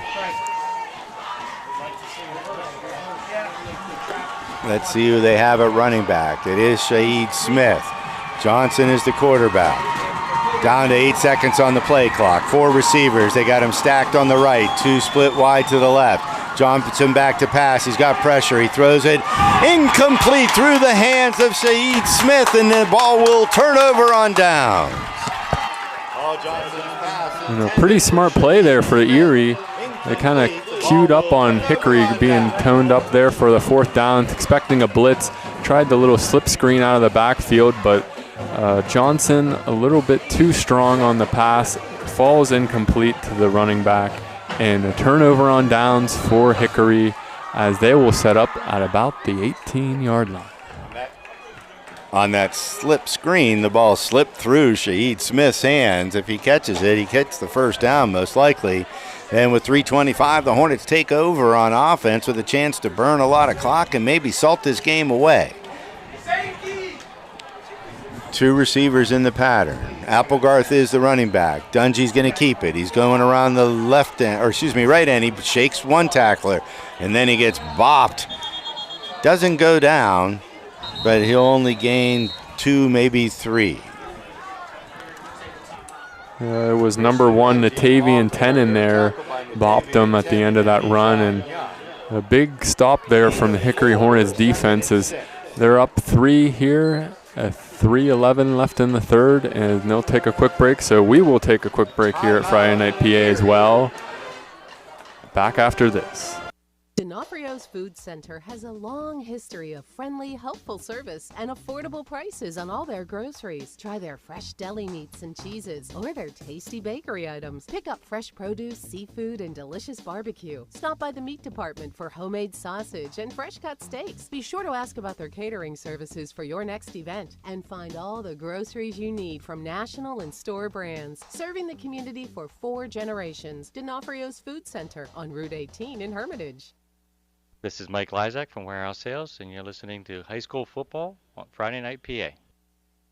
This is Mike Lysak from Warehouse Sales, and you're listening to High School Football on Friday Night PA. Back live from Friday Night PA as the Hickory Hornets just were able to stymie the Erie Royals on offense and turn them over on downs. And we've really seen this game the impact of field goal kickers as Calendera had that kick, the 31-yarder, and Erie were just in a similar position and didn't really feel comfortable kicking it, and that's been the difference so far in the 3 points. So the Hornets now 2nd and 6. They're going with 2 wide. They're going to bring Evans in motion. They're going to follow his blocking. He gets a nice block by Matthew Myers. Dungy takes it himself and will get out near the 25-yard line, which will bring up 3rd and 3. And let's see if Erie burns their second timeout.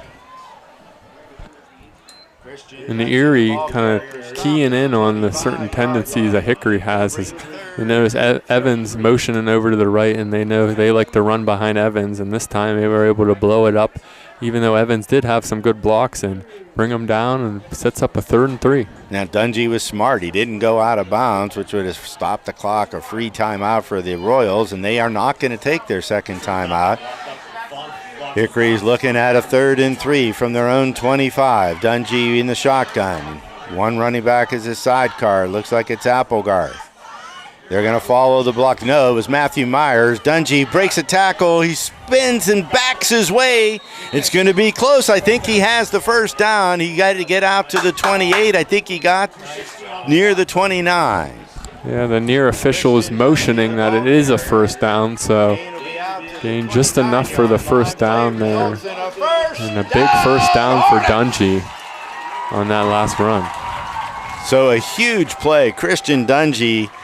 It wasn't quite what Saquon Barkley did, turning backwards and jumping over a defender in NFL last year, but he turned his back, he spun around, he kept moving his legs, and he got the ball to the first down marker, and that's a fresh set of downs as we're under 2 minutes to go in the ball game, with the Hornets clinging to a 26-23 lead. Too tight formation now with the tight ends. Give it to Applegarth. 2 hands on that ball, young man. He bounces it outside. Don't go out of bounds. He falls down inbounds. He's at the 37-yard line. And another timeout called, this time from Erie. Wanted to stop the play clock as minute 34 still trailing by 3. So we will take a quick break here at Friday Night PA.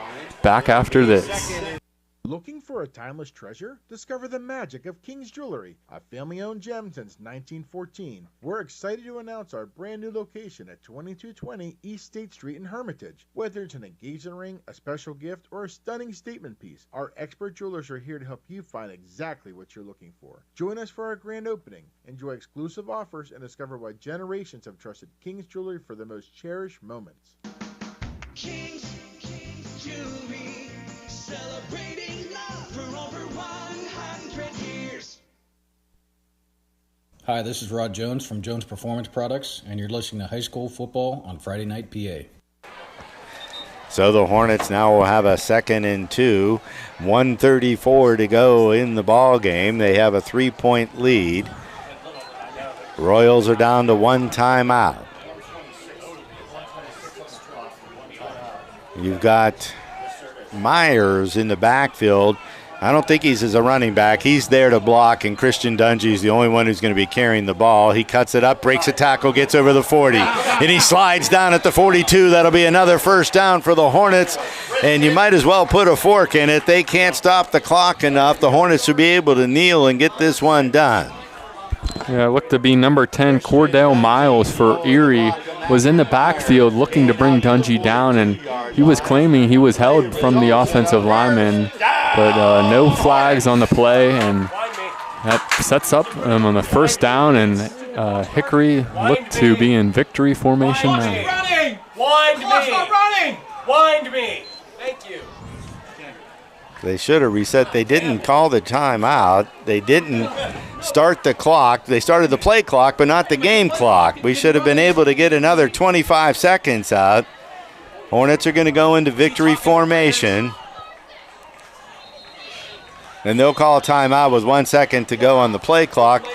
And they should be complaining about the head referee not winding the game clock, because there's still a minute 5, but it's first down. They can't stop the clock enough to stop the final score. So the Hornets, debilitated, depleted, limping along, players being carried off the field, and they're going to pull off an improbable victory, I would say, against these very skilled Erie football squad. Yeah, for me, the turning point of the game has to be that run from Natavian Tenen where he looked to score, but he just dropped the ball before the goal line, and that led to the turnover, and that was a 7-point swing, and Erie just never looked the same after that. And the Hornets took advantage. They were able to take that turnover and turn it into points, and now they have the lead. So it's one thing to get the turnover, it's another thing to make those turnovers become points.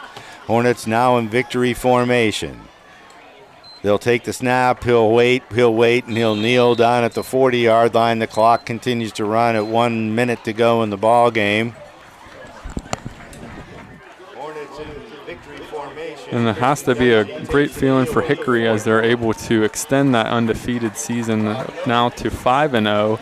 And I'm sure the other teams around the league were watching, especially Sharon playing tomorrow. They're probably tuning into this game and will have to wait another week for a potential Hickory loss. So the Hornets will have to snap it one more time. We'll go to a commercial break so we can debate who's going to be the U.S. Army Award of Excellence Player of the Game. Dungy takes a knee. We're now under 22 seconds, and that's the ball game, folks.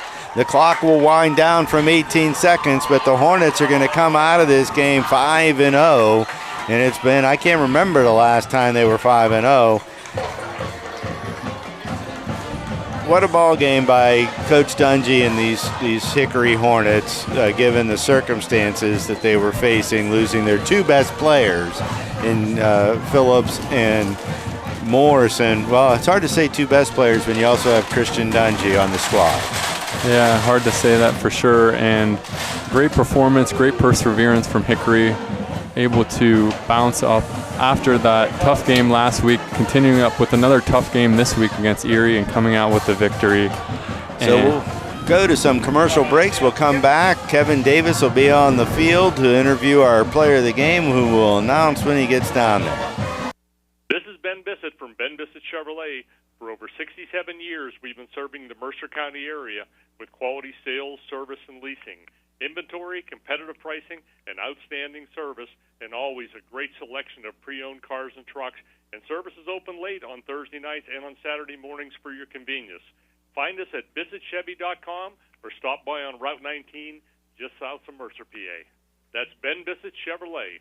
Hi, this is Joe Flynn with Flynn's Tire. We know how valuable your time is, so we've made it fast, easy, and affordable to buy tires. There's 3 easy ways to purchase tires from Flynn's. First, just drive in, because Flynn's will get you in right now. No appointment necessary.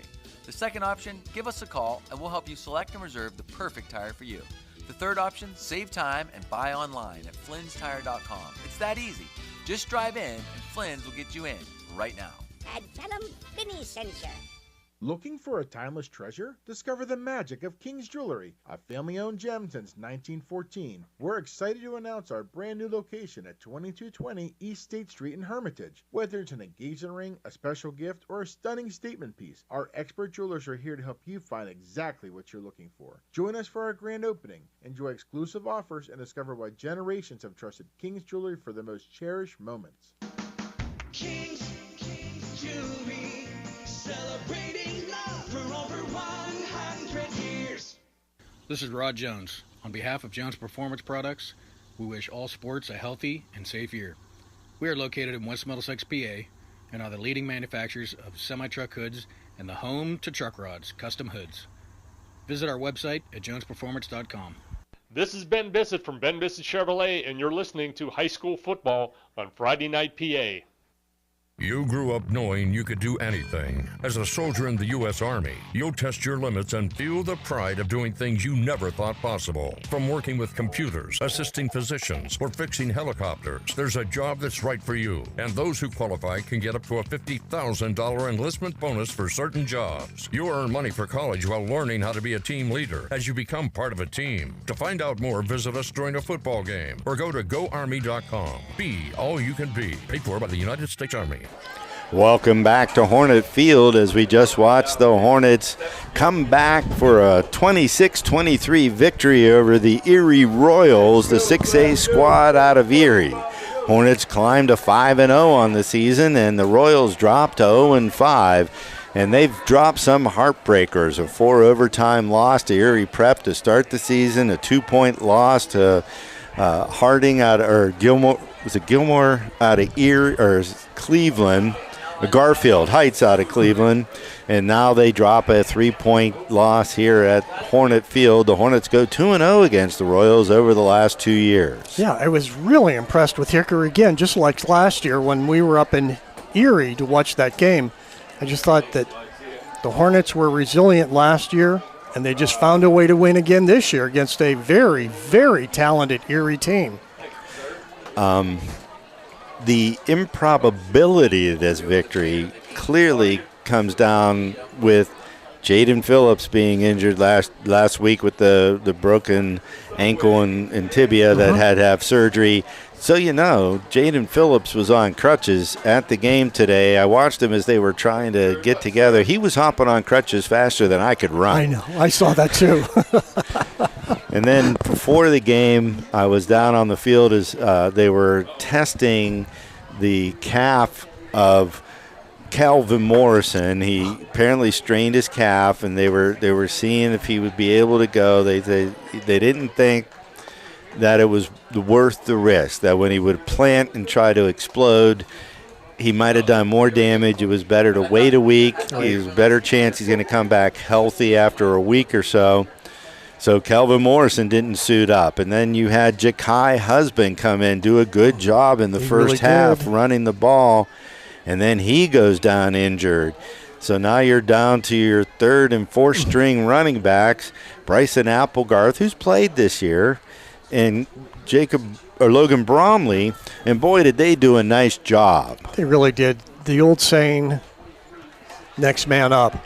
And that's what's just so impressive, that Hickory sustained some very, very serious injuries, but it's only game 5 out of this season, and you expect things like that. And I think it was a great decision to hold Kelvin back for this game. Yeah, I know, and Calvin was very disappointed when they were having that conversation, but in the end, I mean, there was the team doctor, the team therapist, Doug Arendi and Mark Gardner were down there, and they gave their opinions. They said, Calvin, we just don't think you're performing. The coach for the Hornets, the running back coach, was there as well, and felt that there was a better chance he would get hurt worse if he played than the benefit of him playing in the game.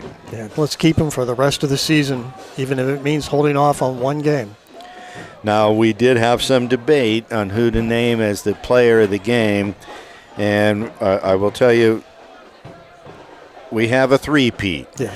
Christian Dungy is the player of the game. He kind of put this team on his back. You could tell at the end of the game there was nobody who was going to handle that ball other than Christian Dungy. Though I got to give kudos to Bryson Applegarth. He did put it on the turf twice, but he was giving up size to this 6A squad, and he took some licks today, and he scored the go-ahead touchdown. So Applegarth was clearly in the running, as was Trevor Borowitz, as was Callum Dara, the kicker. I know that was just something that was just so impressive that we had, like you said, a mini debate of who. And to me, again, the team leader is the man right down there getting his newest U.S. Army dog tag and player of the game award. I think Kevin's going to just be about ready to interview him. And the schedule doesn't get any easier for these Hornets. They travel to the great state of Ohio to take on the Canfield Cardinals next week. So here's Kevin Davis with Christian Dungy. So back here with Friday Night PA for another interview here after a Hickory Hornet defeating the Erie, here with Christian Dungy after a great game. What are some of your post-game thoughts? Gotta give glory to my Lord and Savior, and it's just, we battled, man. We didn't play good first and second. We just came out third and fourth, played amazing. So one of the things I want to know is, how does this win reflect the work that your team has put in this season? It's just a lot, all them boot camps, paid off. We had a lot of guys go down. It's just hard work and dedication, what we teach down there. And obviously this game, you guys are missing a lot of key players, Phillips and Kelvin Morrison. How were you guys able to step up with those big absences? It's just give a big shout out to Logan, Bromley, Bryson, and Scaly. You know, they just stepped in and did their job. You know, they fumbled, but Bryson scored again. We won us the game, basically. And I want to know, obviously us in the booth, we can only really see so much on the field. Yeah. Who else on the team do you think really stepped up tonight and really made your job easier? I gotta say the whole team. I give shout outs to the whole team, especially the O-line. You know, all of us, I feel the whole team. It wasn't just them who played bad first and second. It was all of us, you know. But we all came together, third and fourth, and played good. And a little random question here before we get off. Any games day superstitions or rituals you have to prepare you for these games? Dairy Queen. That's my go-to meal. That's really what gets me going, you know. Dairy Queen. Yeah. So you heard it here first, Dairy Queen. If you want to win player of the game, just have Dairy Queen. Yeah. So. The chicken strip basket. That's gets you going. Chicken strip basket. Yeah. Okay. So here again with Christian Dungy after his third consecutive player of the game award. Great game again from the young kid, and looks to continue it this season. Back to you in the booth. Thank you. Micah would not have guessed it was Dairy Queen. Well, I wouldn't have guessed it was chicken strips and fries from Dairy Queen either. If I'm going to Dairy Queen, I have my favorite. It's a banana split blizzard. But my daughter worked at Handles, and right now I'm addicted to Handles at this point in my life. That would have been my guess too, but hey, he's the one winning the awards every week, so I guess we'll just go with Dairy Queen. We'll be right back. This is Rod Jones. On behalf of Jones Performance Products, we wish all sports a healthy and safe year. We are located in West Middlesex, PA, and are the leading manufacturers of semi-truck hoods and the home to truck rods, custom hoods. Visit our website at jonesperformance.com. You grew up knowing you could do anything. As a soldier in the U.S. Army, you'll test your limits and feel the pride of doing things you never thought possible. From working with computers, assisting physicians, or fixing helicopters, there's a job that's right for you. And those who qualify can get up to a $50,000 enlistment bonus for certain jobs. You'll earn money for college while learning how to be a team leader as you become part of a team. To find out more, visit us during a football game or go to GoArmy.com. Be all you can be. Paid for by the United States Army. Hi, this is Joe Flynn with Flynn's Tire. We know how valuable your time is, so we've made it fast, easy, and affordable to buy tires. There's 3 easy ways to purchase tires from Flynn's. First, just drive in, because Flynn's will get you in right now. No appointment